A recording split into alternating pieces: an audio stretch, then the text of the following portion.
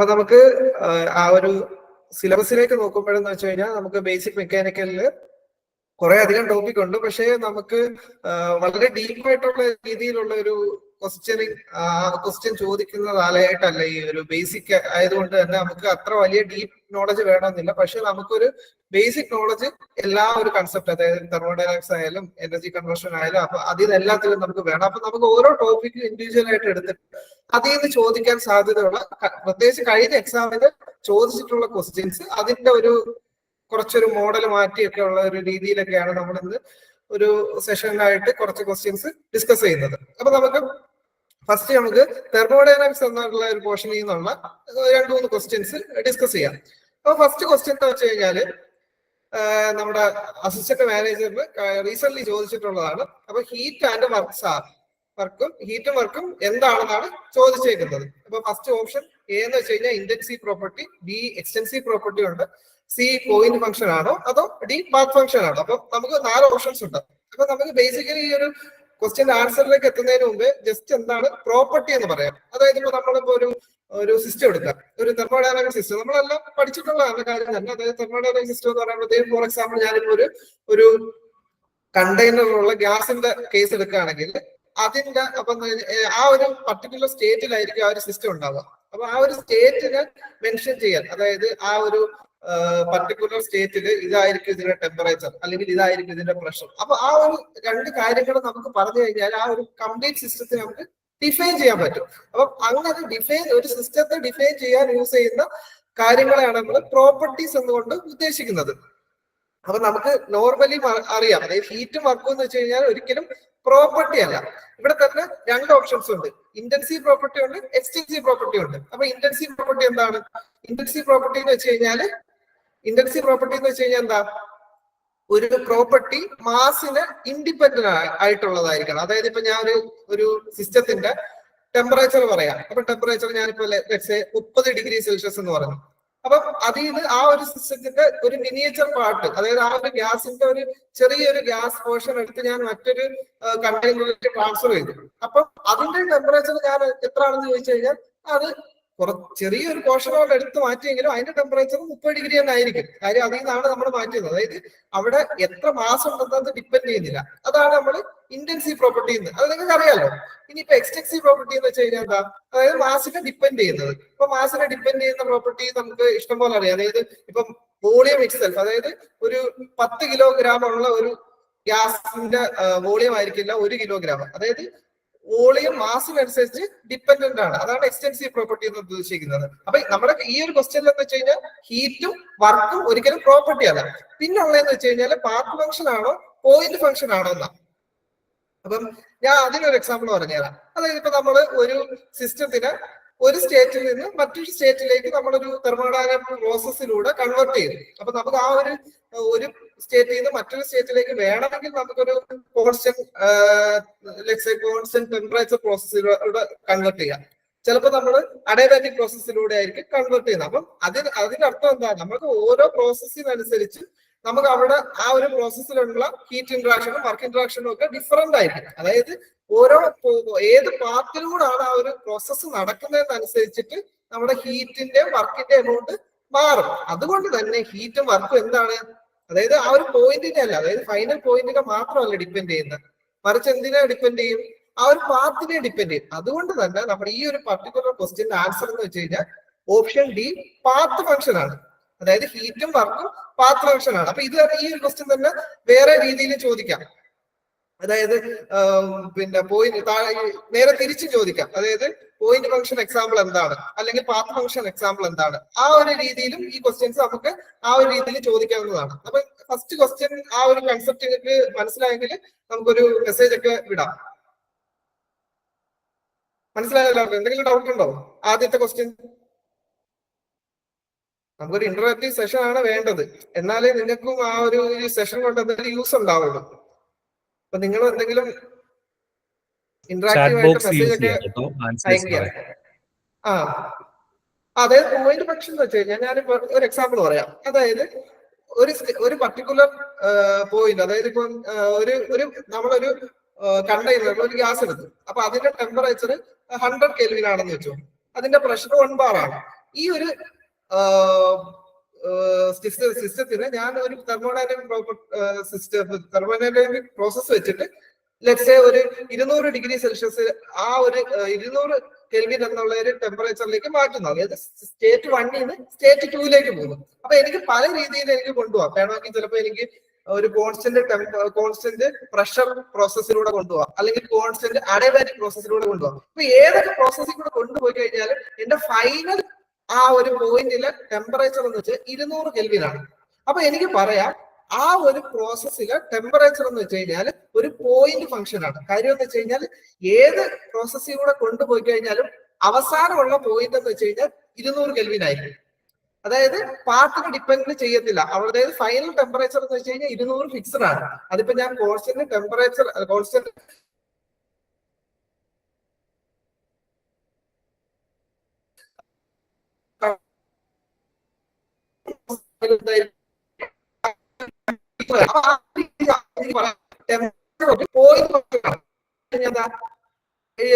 ആ ഒരു temperature initial പോയിന്റിനെ ഫൈനൽ പോയിന്റിനെ ചെയ്യുന്നു.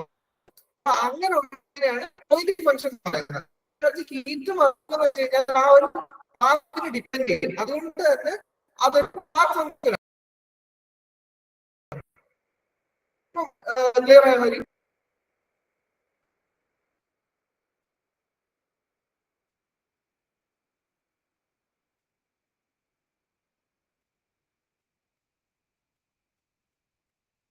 ഓക്കെ,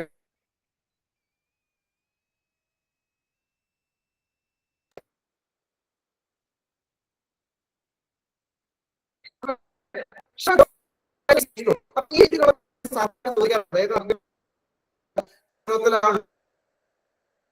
ഒരു ആവുന്നത് കൊണ്ട് ആ ഒരു ഓരോ എന്തിന് എന്താണ് നമ്മൾ അസിസ്റ്റന്റ് മാനേജർ ആ ഒരു എക്സാമ്പിൾ ചോദിച്ചാണ് ഏത് നമ്മൾ യൂസ് ചെയ്യുന്നത്. ഒരു മിനിറ്റ്, ഫംഗ്ഷൻ സ്റ്റേറ്റ് ഫംഗ്ഷൻ ആണോ? Point function state function use ചെയ്യുന്നത്. ആ പോയിന്റിന് മറ്റു രീതിയിൽ നമുക്ക് സ്റ്റേറ്റ് എന്ന് പറയാം. അതായത് പോയിന്റ് ഫംഗ്ഷൻ സ്റ്റേറ്റ് ഫംഗ്ഷൻ അങ്ങനെയാണ്. അപ്പൊ മെഷർമെന്റിന് നമ്മൾ ലോ ഏതാണ്? അപ്പൊ നമുക്ക് ആദ്യം ഏതാണെങ്കിലും നോക്കാം. ഇപ്പൊ തമ്മില്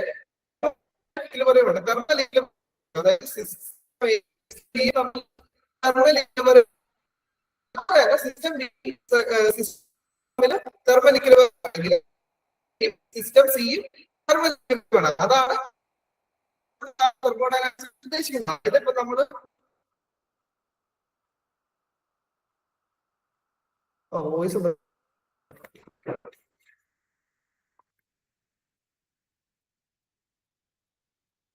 ഹലോ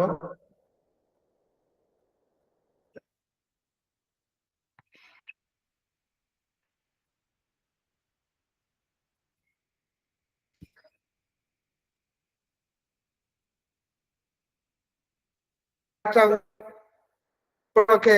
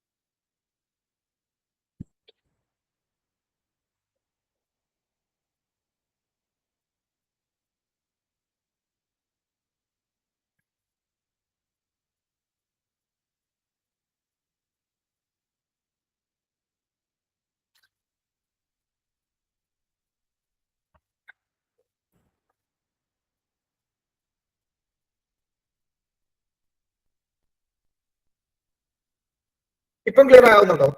ഇപ്പൊ വോയിസ് ഓക്കെ ആയോ?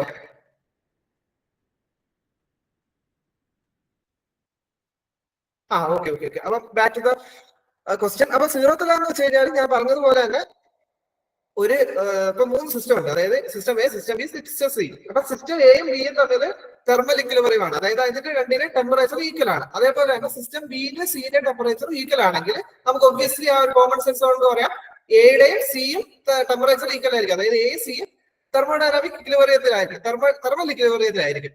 അപ്പൊ അതുകൊണ്ട് തന്നെ അതാണ് സീറോത്ത് ലാ എന്നുകൊണ്ട് ഉദ്ദേശിക്കുന്നത്. അപ്പൊ ഈ ഒരു ലോ വെച്ചിട്ട് നമ്മൾ എന്താണ് ചെയ്തതെന്ന് വെച്ച് കഴിഞ്ഞാൽ നമ്മൾ ടെമ്പറേച്ചർ മെഷർമെന്റിനാണ് ഈ സീറോത്ത് ലാ യൂസ് ചെയ്യുന്നത്. കാര്യം എന്ന് വെച്ച് കഴിഞ്ഞാൽ എന്താ, ഇപ്പൊ നമുക്കൊരു പർട്ടിക്കുലർ ഒബ്ജക്റ്റിന്റെ ടെമ്പറേച്ചർ മെഷർ ചെയ്യണമെങ്കിൽ നമ്മളുടെ കയ്യിലുള്ള തെർമോമീറ്ററിന്റെ അകത്തൊരു തെർമോഡൈനാമിക് തെർമൽ ഫ്ലൂയിഡ് ഉണ്ടാവും. ആ ഒരു ഫ്ലൂയിഡും ആ ഒരു തെർമോമീറ്ററുമായിട്ട് ഒരു തെർമൽ ഇക്വിലിബ്രിയം ആയിരിക്കും. അതേപോലെ തന്നെ തെർമോമീറ്ററും നമ്മുടെ മെഷർ ചെയ്യേണ്ട ഒബ്ജക്റ്റുമായിട്ടും ഒരു തെർമൽ ഇക്വിലിബ്രിയം ഉണ്ടാവും. അതുകൊണ്ട് നമുക്ക് എന്ത് പറ്റും, തെർമോഡൈനാമിക് ആ ഫ്ലൂയിഡ് കൊണ്ട് തന്നെ നമുക്ക് ആ ഒരു ടെമ്പറേച്ചർ മെഷർ ചെയ്യാൻ പറ്റും. അപ്പൊ സീറോത്ത് ലാ എന്തിനാണ് യൂസ് ചെയ്യുന്നത് വെച്ച് കഴിഞ്ഞാൽ എന്താ, തെർമൽ മെഷർമെന്റിനാണ്. അപ്പൊ നമുക്ക് ഈ ഒരു ക്വസ്റ്റ്യന്റെ ആൻസർ എന്താണെന്ന് മനസ്സിലായി. അതായത് option A zeroth law of thermodynamics എന്നാണെന്നാണ് മനസ്സിലായി. ഇനി ബാക്കിയുള്ള ഫസ്റ്റ് ലായും സെക്കൻഡ് ലായും കൂടെ നോക്കി കഴിഞ്ഞാൽ ഫസ്റ്റ് ലാ എന്താണെന്ന് വെച്ച് കഴിഞ്ഞാൽ ഒരു എനർജി കൺസർവേഷൻ ലോ ആണ്. അതായത് energy can neither be created nor B destroyed. അതുപോലെ തന്നെ വേറൊരു രീതിയിൽ ഈ ഒരു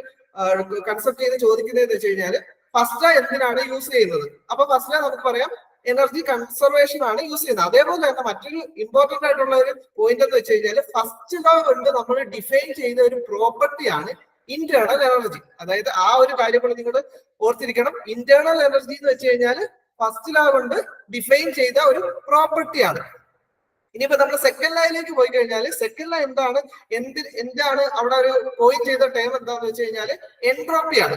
അതായത് എൻട്രോപ്പി കോയിൻ ചെയ്തിട്ട്, അപ്പൊ എൻട്രോപ്പി കോയിൻ ചെയ്ത് എന്തിനാണെന്ന് വെച്ച് കഴിഞ്ഞാൽ ഏതൊരു പ്രോസസ് ആണെങ്കിലും എൻട്രോപ്പി ഇൻക്രീസ് ചെയ്യുന്ന ഡയറക്ഷനിലേക്ക് മാത്രമേ നടക്കത്തുള്ളൂ. അതായത് ഇപ്പൊ നമ്മൾ ഒരു ഒരു ഒരു എന്താ ഒരു ഹയർ ടെമ്പറേച്ചറിലുള്ള ഒരു ഒബ്ജക്റ്റ് നമ്മൾ അറ്റ്മോസ്ഫിയറിൽ എടുത്തു വെക്കുന്നു. അപ്പൊ ഗ്രാജുവലി അതിന്റെ ടെമ്പറേച്ചർ കുറയും. ഒരിക്കലും അറ്റ്മോസ്ഫിയറിൽ നിന്ന് അതിലേക്ക് ഹീറ്റ് ട്രാൻസ്ഫർ ചെയ്തിട്ട് ആ ഒരു ഹയർ ടെമ്പറേച്ചർ ആയിട്ടുള്ള ഒരു ഒബ്ജക്റ്റിന്റെ ടെമ്പറേച്ചർ കൂടുന്നില്ല, നേരെ മറിച്ച് തിരിച്ചു നടക്കത്തുള്ളൂ. അതായത് ഹയർ ടെമ്പറേച്ചറിൽ നിന്ന് ഹീറ്റ് റിലീസ് ആയിട്ട് അറ്റ്മോസ്ഫിയറിന്റെ റിലീസ് ആവത്തേ ഉള്ളൂ. അതായത് ഹയർ ടെമ്പറേച്ചറുള്ള സാധനത്തിന്റെ ടെമ്പറേച്ചർ ഡിക്രീസ് ചെയ്യത്തേ ഉള്ളൂ. അതായത് എപ്പോഴും ഒരു പർട്ടിക്കുലർ ഡയറക്ഷനിലെ നമ്മുടെ ആ ഒരു പ്രോസസ്സ് നടക്കത്തുള്ളൂ. അതുകൊണ്ട് തന്നെ ഈ സെക്കൻഡ് ലാ കൊണ്ട് യൂസ് ചെയ്ത ടേം ആണ് എൻട്രോപ്പി. ആ എൻട്രോപ്പി ഇൻക്രീസ് ചെയ്യുന്ന ഡയറക്ഷനിലായിരിക്കും ഏതൊരു പ്രോസസ്സും നമ്മുടെ നേച്ചറിൽ നടക്കുക. അപ്പം സെക്കൻഡ് ലാ വെച്ചിട്ട് ക്വസ്റ്റ്യൻ ചോദിക്കാൻ സാധ്യതയുള്ളതെന്ന് വെച്ച് കഴിഞ്ഞാൽ ഒന്ന് എൻട്രോപ്പിയുടെ ഒരു കൺസെപ്റ്റ്, അതേപോലെ തന്നെ ഡയറക്ഷൻ, അതായത് ഒരു പ്രോസസ്സ് ഏത് ഡയറക്ഷനിലായിരിക്കും ഫീസിബിൾ, ആ ഒരു ഫീസിബിലിറ്റി സെക്കൻഡ് ലാ ഓഫ് തെർമോഡൈനാമിക്സ് വെച്ചിട്ടാണ് നമ്മൾ പറയുന്നത്. അപ്പൊ 3 ലാ ഉണ്ട്. അപ്പൊ 3 ലായും എന്താണ് ആ ഒരു സിഗ്നിഫിക്കൻസ് എന്നുള്ളത് ഞാൻ പറഞ്ഞിട്ടുണ്ട്. അപ്പൊ നമുക്ക് കഴിഞ്ഞ ക്വസ്റ്റ്യനിലെ ആൻസർ കറക്റ്റ് ആയിട്ട് മനസ്സിലായി. The measurement of temperature is based on zeroth ലാ. അപ്പൊ സീറോത്ത് ലാ, അതേപോലെ തന്നെ ഫസ്റ്റ് ലാ, അതേപോലെ തന്നെ സെക്കൻഡ് ലാ, ഈ ഒരു 3 കാര്യങ്ങൾ എല്ലാം ക്ലിയർ ആയിട്ടുണ്ടെങ്കിൽ ഒന്ന് റെസ്പോണ്ട് ചെയ്ത്. എന്തെങ്കിലും ഡൗട്ട് ഉണ്ടോ?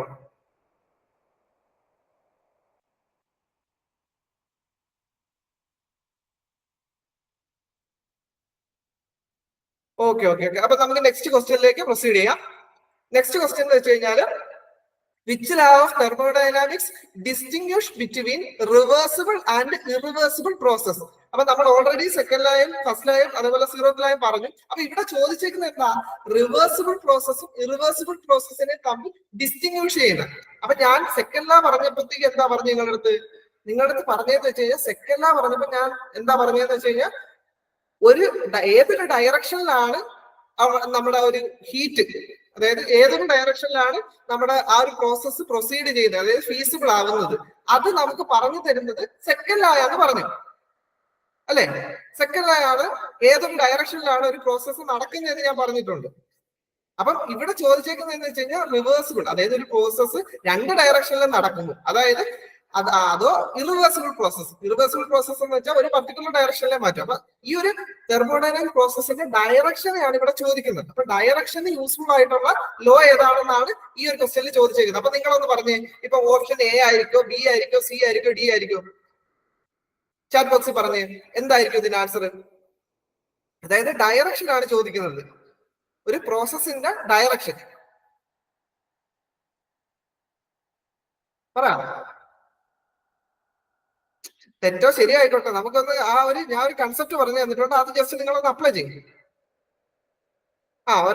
ഒരാൾ പറഞ്ഞു സെക്കൻഡ് ലാ ആണെന്ന് പറഞ്ഞു, ഹരി പറഞ്ഞു സെക്കൻഡ് ലാ ആണ്. അപ്പൊ ആ ഒരു കൺസെപ്റ്റ് മനസ്സിലായില്ലേ? അതായത് ഏതൊരു ഡയറക്ഷനിലാണ് നമ്മുടെ ആ ഒരു പ്രോസസ്സ് നടക്കുന്നതെന്ന് നമുക്ക് പറഞ്ഞു തരുന്ന ലോ എന്ന് വെച്ചാൽ സെക്കൻഡ് ലാ ആയിരുന്നു.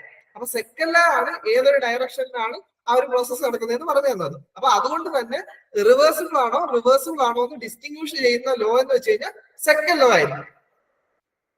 ഇനി അപ്പൊ നമുക്ക് നെക്സ്റ്റ് ക്വസ്റ്റ്യനിലേക്ക് പോവാം. അതും തെർമോഡൈനാമിക്സിന്റെ ഒരു ഇതാണ്, ബേസിക് ആയിട്ടുള്ള ഒരു കൺസെപ്റ്റ് എന്നുള്ള ഒരു ക്വസ്റ്റ്യൻ തന്നെയാണ്. Which one of the following is the extensive property of the system?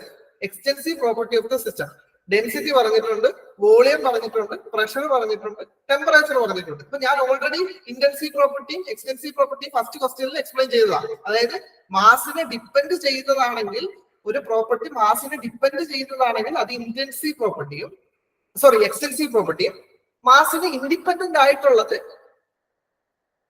Intensive പ്രോപ്പർട്ടിയാണ്. അപ്പൊ ഇവിടെ എന്ന് വെച്ച് കഴിഞ്ഞാൽ നിങ്ങൾ പറയാം ഡെൻസിറ്റി എന്ന് വെച്ച് കഴിഞ്ഞാൽ മാസിന് ഡിപ്പെൻഡന്റ് ആയിരിക്കോ മാസിന് ഇൻഡിപെൻഡന്റ് ആയിരിക്കും? അതായത് ഇപ്പൊ 2 കിലോഗ്രാം അയൺ എടുത്തു, 1 കിലോഗ്രാം അയൺ എടുത്തു, രണ്ടിനും ഡെൻസിറ്റി സെയിം ആയിരിക്കും ഡിഫറെന്റ് ആയിരിക്കും? പറ. രണ്ടിനും ഡെൻസിറ്റി, അതായത് 1 കിലോഗ്രാം അയൺ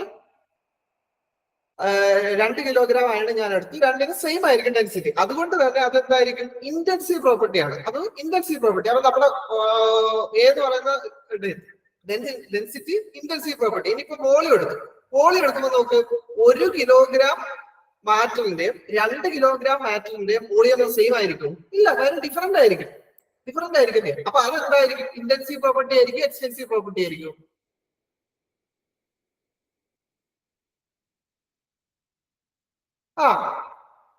അത് എക്സ്റ്റെൻസീവ് പ്രോപ്പർട്ടി ആയിരിക്കും. അപ്പൊ നമ്മുടെ ആൻസർ എക്സ്റ്റെൻസീവ് പ്രോപ്പർട്ടി ആണ് കിട്ടി.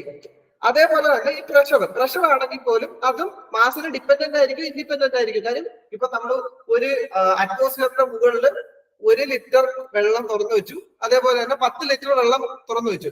രണ്ടിലും ആക്ട് ചെയ്യുന്ന പ്രഷർ എന്ന് വെച്ചാൽ അറ്റ്മോസ്ഫിയറിൽ പ്രഷറാണ്, അതായത് സെയിം ആണ്, അതായത് മാസിന് ഡിപ്പെൻഡന്റ് അല്ല. അതുകൊണ്ട് തന്നെ പ്രഷറും ഇന്റൻസീവ് പ്രോപ്പർട്ടിയാണ്.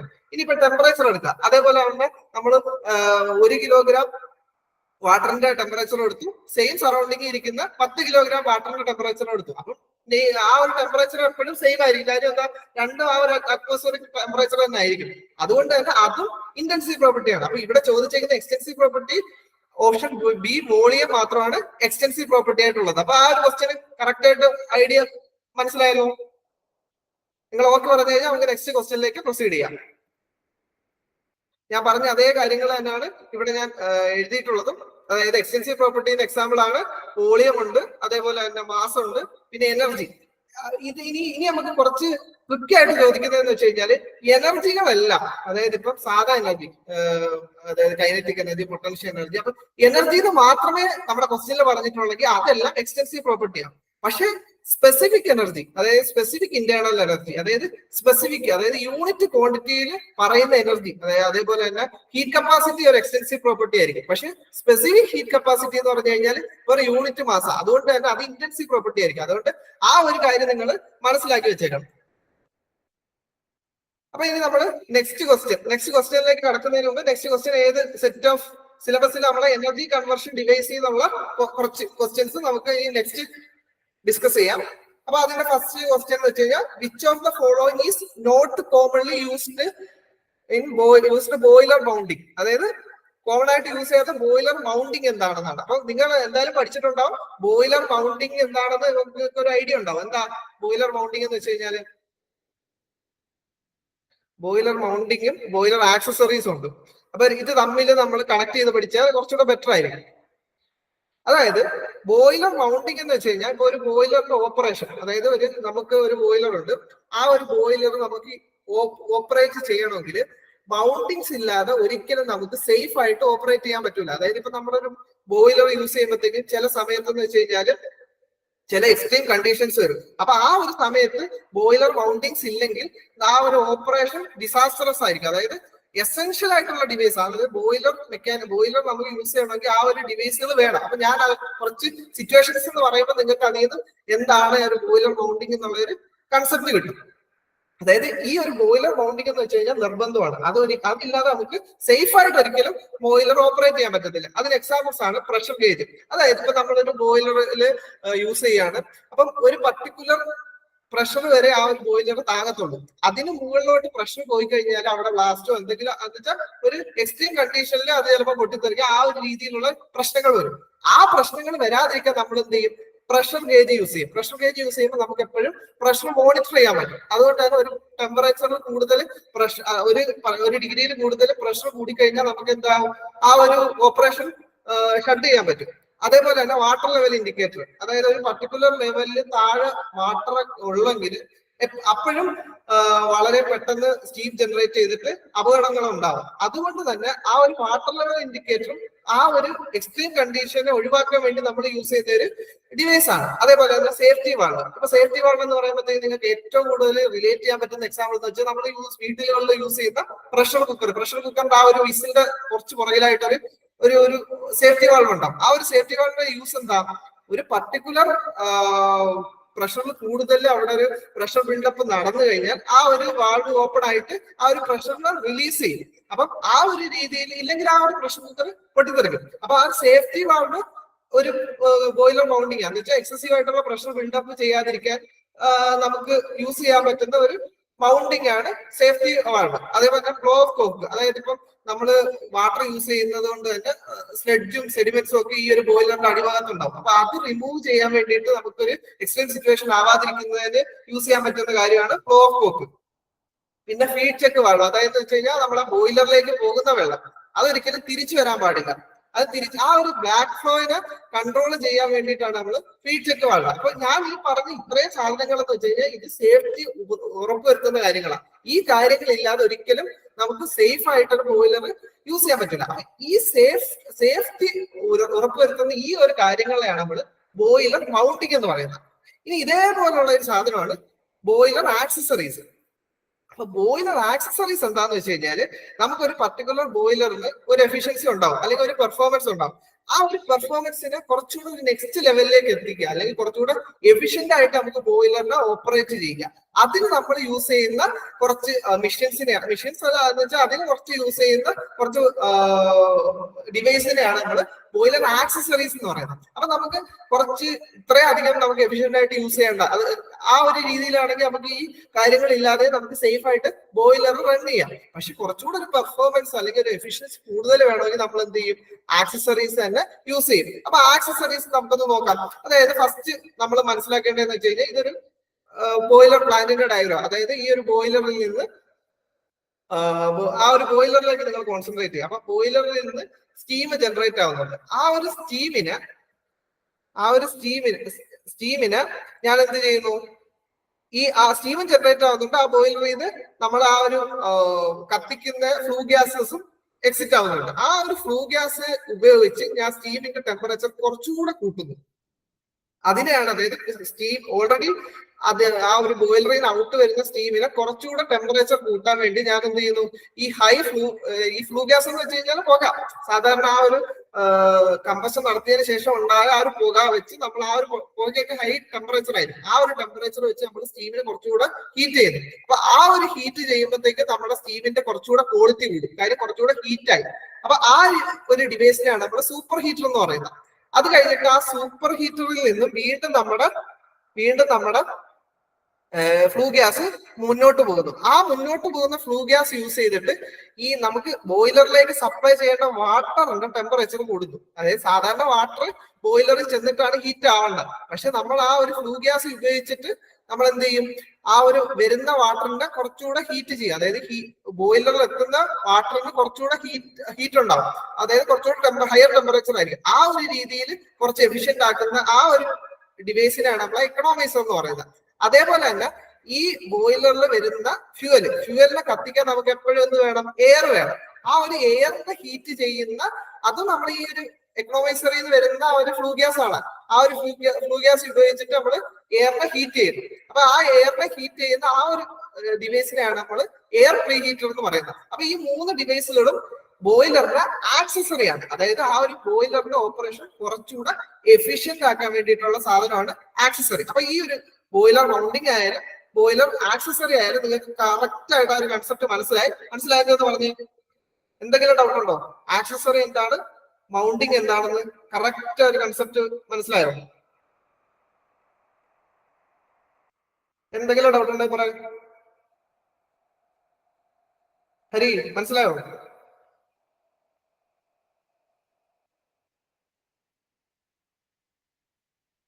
അപ്പൊ നമുക്ക് നമ്മുടെ ക്വസ്റ്റ്യനിലേക്ക് കടക്കാം. Which of the following is not commonly use to boiler mounting? അതായത് ബോയിലർ മൗണ്ടിങ് അല്ലാത്ത സാധനമാണ് പറയേണ്ടത്. അപ്പൊ നമ്മൾ പ്രഷർ ഗേജ് നമ്മൾ ഒരു ബോയിലർ മൗണ്ടിങ് ആയിട്ടല്ലേ പറഞ്ഞത്. കാര്യം എന്ന് വെച്ച് കഴിഞ്ഞാൽ ഒരു എമൗണ്ടിൽ കൂടുതൽ പ്രഷർ റൈസ് ആവാതിരിക്കാൻ നമ്മൾ പ്രഷർ റെഗുലേറ്റ് ചെയ്യാൻ വേണ്ടിയിട്ട്, റെഗുലേറ്റ് അല്ല, നമുക്കൊരു മോണിറ്റർ ചെയ്യാൻ വേണ്ടിയിട്ട് നമ്മൾ പ്രഷർ ഗേജ് യൂസ് ചെയ്യും. അതേപോലെ ഫീഡ് ചെക്ക് വാൾവ് എന്തിനായിരുന്നു?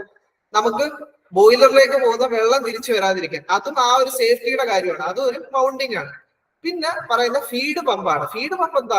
ഫീഡ് പമ്പ് എന്ന് വെച്ച് കഴിഞ്ഞാൽ ആ ഒരു ബോയിലറിലേക്ക് വെള്ളം എത്തിക്കുന്ന ആ ഒരു പമ്പിനെയാണ് നമ്മൾ ഫീഡ് പമ്പ് എന്ന് പറയുന്നത്. അതൊരിക്കലും ഒരു ബോയിലറിന്റെ സേഫ്റ്റി അല്ലെങ്കിൽ ബോയിലറിന്റെ സേഫ്റ്റിയെ ഉദ്ദേശിക്കുന്ന ഒരു കാര്യമേ അല്ല. ഇപ്പൊ നമുക്ക് ഫീഡ് പമ്പ് ഉപയോഗിക്കാം, വേറെ ഏതെങ്കിലും ഒക്കെ രീതിയിൽ നമുക്ക് ബോയിലറിൽ വെള്ളം എത്തിച്ചാൽ മതി. അതായത് ആ നോർമൽ ബോയിലറിന്റെ ഓപ്പറേഷനിൽ അതിന് ഡിപ്പെൻഡ് ചെയ്യാത്ത ഒരു സാധനമാണ് ഫീഡ് പമ്പ്. ഇനിയിപ്പോ ബ്ലോ ഓഫ് സ്റ്റോക്ക് ആണെങ്കിലും ആ ഒരു സ്ലെഡ്ജ് റിമൂവ് ചെയ്യാൻ വേണ്ടിയിട്ടുള്ളതാണ്. അപ്പൊ ആ ഒരു സ്ലെഡ്ജ് റിമൂവ് ചെയ്തില്ലെങ്കിൽ സേഫ് ആയിട്ട് നമുക്ക് ബോയിലർ ഓപ്പറേറ്റ് ചെയ്യാൻ പറ്റത്തില്ല. അപ്പൊ ഈ ഒരു ക്വസ്റ്റ്യനിൽ ബോയിലർ മൗണ്ടിങ് അല്ലാത്ത ഒരേ ഒരു സാധനം എന്തായിരിക്കും? ഓപ്ഷൻ സി ഫീഡ് പമ്പ് ആയിരിക്കും. Feed pump. അപ്പൊ ഫീഡ് പമ്പാണ് നമ്മുടെ മൗണ്ടിങ് അല്ലാത്ത, അതായത് ബോയിലർ മൗണ്ടിങ് അല്ലാത്ത കാര്യം. അപ്പൊ നിങ്ങൾ ഈ ഒരു മൗണ്ടിങ് എന്താണ്, അതേപോലെ തന്നെ ആക്സസറി എന്താന്ന് നോക്കണം. കാര്യം ആ ഒരു രീതിയിൽ നമുക്ക് ഡയറക്റ്റ് ആയിട്ട് ഒരു കൺസെപ്റ്റ് കിട്ടിക്കഴിഞ്ഞാൽ എളുപ്പം ക്രാക്ക് ചെയ്യാൻ പറ്റുന്ന ക്വസ്റ്റ്യൻസ് ചോദിക്കും. ഇനി നമുക്ക് നെക്സ്റ്റ് ക്വസ്റ്റ്യനിലേക്ക് എത്തുമ്പോഴത്തേക്കും ഈ എക്കണോമൈസറിന്റെ സൂപ്പർ ഹീറ്ററിന്റെ എയർ ഹീറ്ററിന്റെ ഞാൻ ഓൾറെഡി പറഞ്ഞ കാര്യമാണ്, അതാ ഞാൻ പറയുന്നത്. പിന്നെ ഫീഡ് പമ്പ്. അപ്പൊ നെക്സ്റ്റ് ക്വസ്റ്റ്യനിലേക്ക് എത്തുമ്പോഴത്തേക്കും വിച്ച് ബോയിലർ ആക്സസറി, ഇവിടെ നേരത്തെ ഇതിപ്പം നമ്മുടെ വർക്ക്ഷോപ്പ് ഇൻസ്ട്രക്ടറിന് ചോദിച്ചതാ. നേരത്തെ ചോദിച്ചതെന്ന് വെച്ച് കഴിഞ്ഞാൽ മൗണ്ടിങ് ആണ്. അപ്പൊ അതിന്റെ കൂടെ തന്നെ ഞാൻ ആക്സസറി എന്താന്ന് പറഞ്ഞു. Which accessory is used for feed water heating by utilising the heat of waste furnace gas. അതായത് ഫ്ലൂ ഗ്യാസിന്റെ ഹീറ്റ് കൊണ്ട് എന്തിനാ നമ്മൾ ഹീറ്റ് ചെയ്യേണ്ട? ഫീഡ് വാട്ടറിനെ ഹീറ്റ് ചെയ്യുന്ന ആക്സസറി എന്താണെന്നാണ് ചോദിച്ചിരിക്കുന്നത്. ഒന്ന് പറഞ്ഞ് ഓർമ്മ ഉണ്ടാന്ന് നോക്കട്ടെ. അതായത് ഫീഡ് വാട്ടറിനെ ഹീറ്റ് ചെയ്യണം. അതായത് നമ്മുടെ ബോയിലറിലോട്ട് വരുന്ന ഒരു വാട്ടർ ഉണ്ടല്ലോ, ആ ഒരു വാട്ടർ സപ്ലൈനെ ഹീറ്റ് ചെയ്യുന്നത് നമ്മൾ ഫ്ലൂ ഗ്യാസ് ഉപയോഗിച്ചിട്ട് ഹീറ്റ് ചെയ്യുന്ന ഒരു ഡിവൈസ് ഉണ്ട്. അതാണ് ചോദിച്ചേക്കുന്നത്. സൂപ്പർ ഹീറ്റർ ആണോ, എക്കണോമൈസർ ആണോ, അതോ എയർ പ്രീ ഹീറ്റർ ആണോ, ഫീഡ് പമ്പ് ആണോ? അതെ, ഹരി പറഞ്ഞു എക്കണോമൈസർ ആണ്. അതായത് നമുക്ക് ആ ഒരു ഡയഗ്രത്തിലേക്ക് പോയി കഴിഞ്ഞാൽ ആദ്യം ഉള്ളത് സൂപ്പർ ഹീറ്റർ. അതെന്ന് എന്താണ്? ഓൾറെഡി സ്റ്റീം ജനറേറ്റ് ആയ ആ സ്റ്റീമിന്റെ ഒരു ക്വാളിറ്റി കൂട്ടുന്നതാണ് സൂപ്പർ ഹീറ്റർ. നേരെ മറിച്ച് ഇനി എക്കണോമൈസർ എന്തായിരുന്നു? ഈ ഒരു ഫീഡ് പമ്പ്, അതായത് ബോയിലറിലേക്ക് വരുന്ന ഈ ഒരു വാട്ടറിനെ ഫ്ലൂ ഗ്യാസ് വെച്ച് ഹീറ്റ് ചെയ്യുന്നതിനെയാണ് എക്കണോമൈസർ. അതല്ലേ നമ്മുടെ ക്വസ്റ്റ്യൻ. അപ്പൊ എക്കണോമൈസർ ആണ് കറക്റ്റ് ആൻസർ. ഇനി എയർ പ്രീ ഹീറ്റർ ചോദിക്കുക. അതായത് എയർ പ്രീ ഹീറ്റർ എങ്ങനെ ചോദിക്കുക? ബോയിലറിലേക്ക് വേണ്ട എയറിനെ ഹീറ്റ് ചെയ്യുന്ന ആ ഒരു സാധനത്തിനാണ് നമ്മൾ എയർ പ്രീ ഹീറ്റർ എന്ന് കൊണ്ട് ഉദ്ദേശിക്കുന്നത്. അപ്പൊ ഇവിടെ എന്ന് വെച്ച് കഴിഞ്ഞാൽ ഓപ്ഷൻ ബി എക്കണോമൈസർ ആണ് നമ്മളെ ആൻസർ. ഇനിയിപ്പോ നമുക്ക് ഐസി എൻജിൻസ് റിലേറ്റഡ് ആയിട്ടുള്ള കുറച്ച് ക്വസ്റ്റ്യൻസ് നോക്കാം. ഇത് the speed ratio between crank shaft and cam shaft. അതായത് ക്രാങ്ക് ഷാഫ്റ്റിന്റെ ക്യാം ഷാഫ്റ്റിന്റെ സ്പീഡ് റേഷ്യോ ആണ് ഇവിടെ ചോദിച്ചിരിക്കുന്നത്. 2:1, 4:1, 1:2, 1:4. എന്തായിരിക്കും ആൻസർ? ട്രൈ ചെയ്ത് നോക്കിയേ, ആൻസർ ചെയ്ത് നോക്കിയേ. എന്തായിരിക്കും ആൻസർ? അതായത് ഞാൻ ഒരു കൺസെപ്റ്റ് പറഞ്ഞുതരാം. അതായത് നമ്മുടെ 4 സ്ട്രോക്ക് എഞ്ചിനിൽ 4 സ്ട്രോക്ക് ഉണ്ട്. 4 സ്ട്രോക്ക് ഉള്ളത് കൊണ്ട് തന്നെ ഒരു സൈക്കിൾ കംപ്ലീറ്റ് ചെയ്യണമെങ്കിൽ ക്രാങ്ക് ഷാഫ്റ്റ് 2 പ്രാവശ്യം റൊട്ടേറ്റ് ചെയ്യണം. അതായത് നമ്മുടെ ക്രാങ്ക് ഷാഫ്റ്റ് 2 പ്രാവശ്യം റൊട്ടേറ്റ് ചെയ്യണം. അതായത് ഒരു കംപ്ലീറ്റ് സൈക്കിളിന് വേണ്ടിയിട്ട് ക്രാങ്ക് ഷാഫ്റ്റ് 2 പ്രാവശ്യം റൊട്ടേറ്റ് ചെയ്യണം.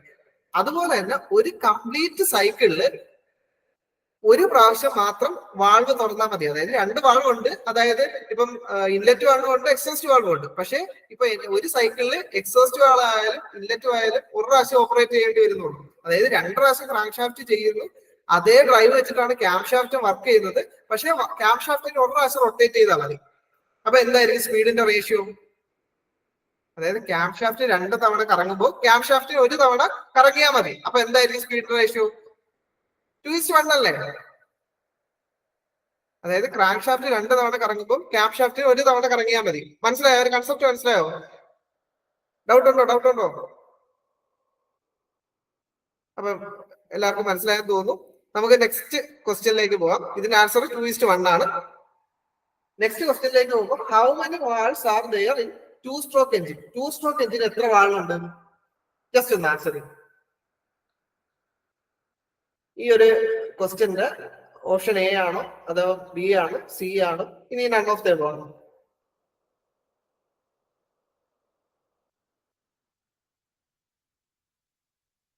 കാര്യം എന്ന് വെച്ച് കഴിഞ്ഞാൽ എന്താ, 2 സ്ട്രോക്ക് എഞ്ചിന്റെ പ്രത്യേകത എന്താ? സാധാരണ ഇപ്പൊ 4 സ്ട്രോക്ക് എഞ്ചിൻ ആണെങ്കിൽ എന്താ, 4 സ്ട്രോക്ക് എഞ്ചിൻ ആണെങ്കിൽ ഒരു ഇൻലെറ്റ് വാൾവ് ഉണ്ടാവും, ഒരു എക്സോസ്റ്റ് വാൾവ് ഉണ്ടാവും. നേരെ മറിച്ച് ഒരു 2 സ്ട്രോക്ക് എഞ്ചിനിലേക്ക് വരുമ്പോ എന്താ, അവിടെ വാൾവില്ല. വാൾവിന് പകരം എന്താ ഉള്ളത്? പോർട്ടാണുള്ളത്. അതായത് ഇൻലെറ്റ് പോർട്ടും ട്രാൻസ്ഫർ പോർട്ടും ആണുള്ളത്. അതായത് പോർട്ടാണ്, അവിടെ വാൾവ് ഓപ്പറേഷൻ ഇല്ല. അതുപോലെ തന്നെ വേറെ രീതി പറയുകയാണെങ്കിൽ 2 സ്ട്രോക്കിൽ ഒരു സൈക്കിൾ കംപ്ലീറ്റ് ചെയ്യാൻ വേണ്ടിയിട്ട് ഒരു പ്രാവശ്യം ക്രാങ്ക് ഷാഫ്റ്റ് റൊട്ടേറ്റ് ചെയ്താൽ മതി. നേരെ മറിച്ച് നമ്മളെ 4 സ്ട്രോക്കിൽ എന്ന് വെച്ചാൽ 2 തവണ ക്രാങ്ക് ഷാഫ്റ്റ് റൊട്ടേറ്റ് ചെയ്യണം. അപ്പൊ ഇവിടെ എന്ന് വെച്ച് കഴിഞ്ഞാൽ പോർട്ട് ഇല്ല, പോർട്ട്ലെസ് ആണ് 2 സ്ട്രോക്ക് എഞ്ചിന്റെ ഓപ്പറേഷൻ. അപ്പൊ ഇതിന്റെ ഈ ഒരു ആൻസർ ക്വസ്റ്റ്യന്റെ കറക്റ്റ് ആയിട്ടുള്ള ആൻസർ എന്തായിരിക്കും? Option D, none of the above, അല്ലെങ്കിൽ പോർട്ട്ലെസ് ആയിരിക്കണം. പോർട്ട്ലെസ് ഓപ്പറേഷൻ ആണ് 2 സ്ട്രോക്ക് എഞ്ചിനെ സംബന്ധിച്ചിടത്തോളം ഉള്ളത്. അപ്പൊ ഇവിടെ ആൻസർ എന്ന് വെച്ച് കഴിഞ്ഞാൽ നൺ ഓഫ് ദിസ് ആണ്. ഇനിയിപ്പോ നെക്സ്റ്റ് ക്വസ്റ്റ്യനിലേക്ക് എത്തുമ്പോൾ the range of compression ratio that can be used in spark ignition IC engine. അപ്പം ഇവിടെ ചോദിച്ചേക്കുന്നത് വെച്ചാൽ spark ignition IC engine, spark ignition അല്ലെങ്കിൽ എസ് എഞ്ചിൻ എന്ന് വെച്ചാൽ എന്തായിരിക്കും അവിടെ ഫ്യൂൽ എന്തായിരിക്കും? അതായത് സ്പാർക്ക് ഇഗ്നിഷൻ, അതായത് സ്പാർക്ക് കൊണ്ടാണ് അവിടെ നമ്മൾ എന്ത് ജനറേറ്റ് ചെയ്യുന്നത്? കമ്പഷൻ നടക്കുന്നത്. അതായത് നമ്മൾ എക്സ്റ്റേണലി ഒരു സ്പാർക്ക് സപ്ലൈ ചെയ്യും. അതിനർത്ഥം എന്താ? അതൊരു പെട്രോൾ എഞ്ചിനാണ്. അതായത് അവിടുത്തെ ഫ്യൂല് പെട്രോൾ ആയിരിക്കും. അപ്പൊ പെട്രോൾ ആണെങ്കിൽ പെട്രോൾ എഞ്ചിൻസിന്റെ നോർമൽ കംപ്രഷൻ റേഷ്യോ റേഞ്ച് വരുന്നതെന്ന് വെച്ച് കഴിഞ്ഞാൽ 6:1 to 10:1 ആണ് ഇവിടുത്തെ ആൻസർ. അപ്പൊ നോർമലി നമുക്ക് 10ൽ താഴെ ആയിരിക്കും കംപ്രഷൻ റേഷ്യോ.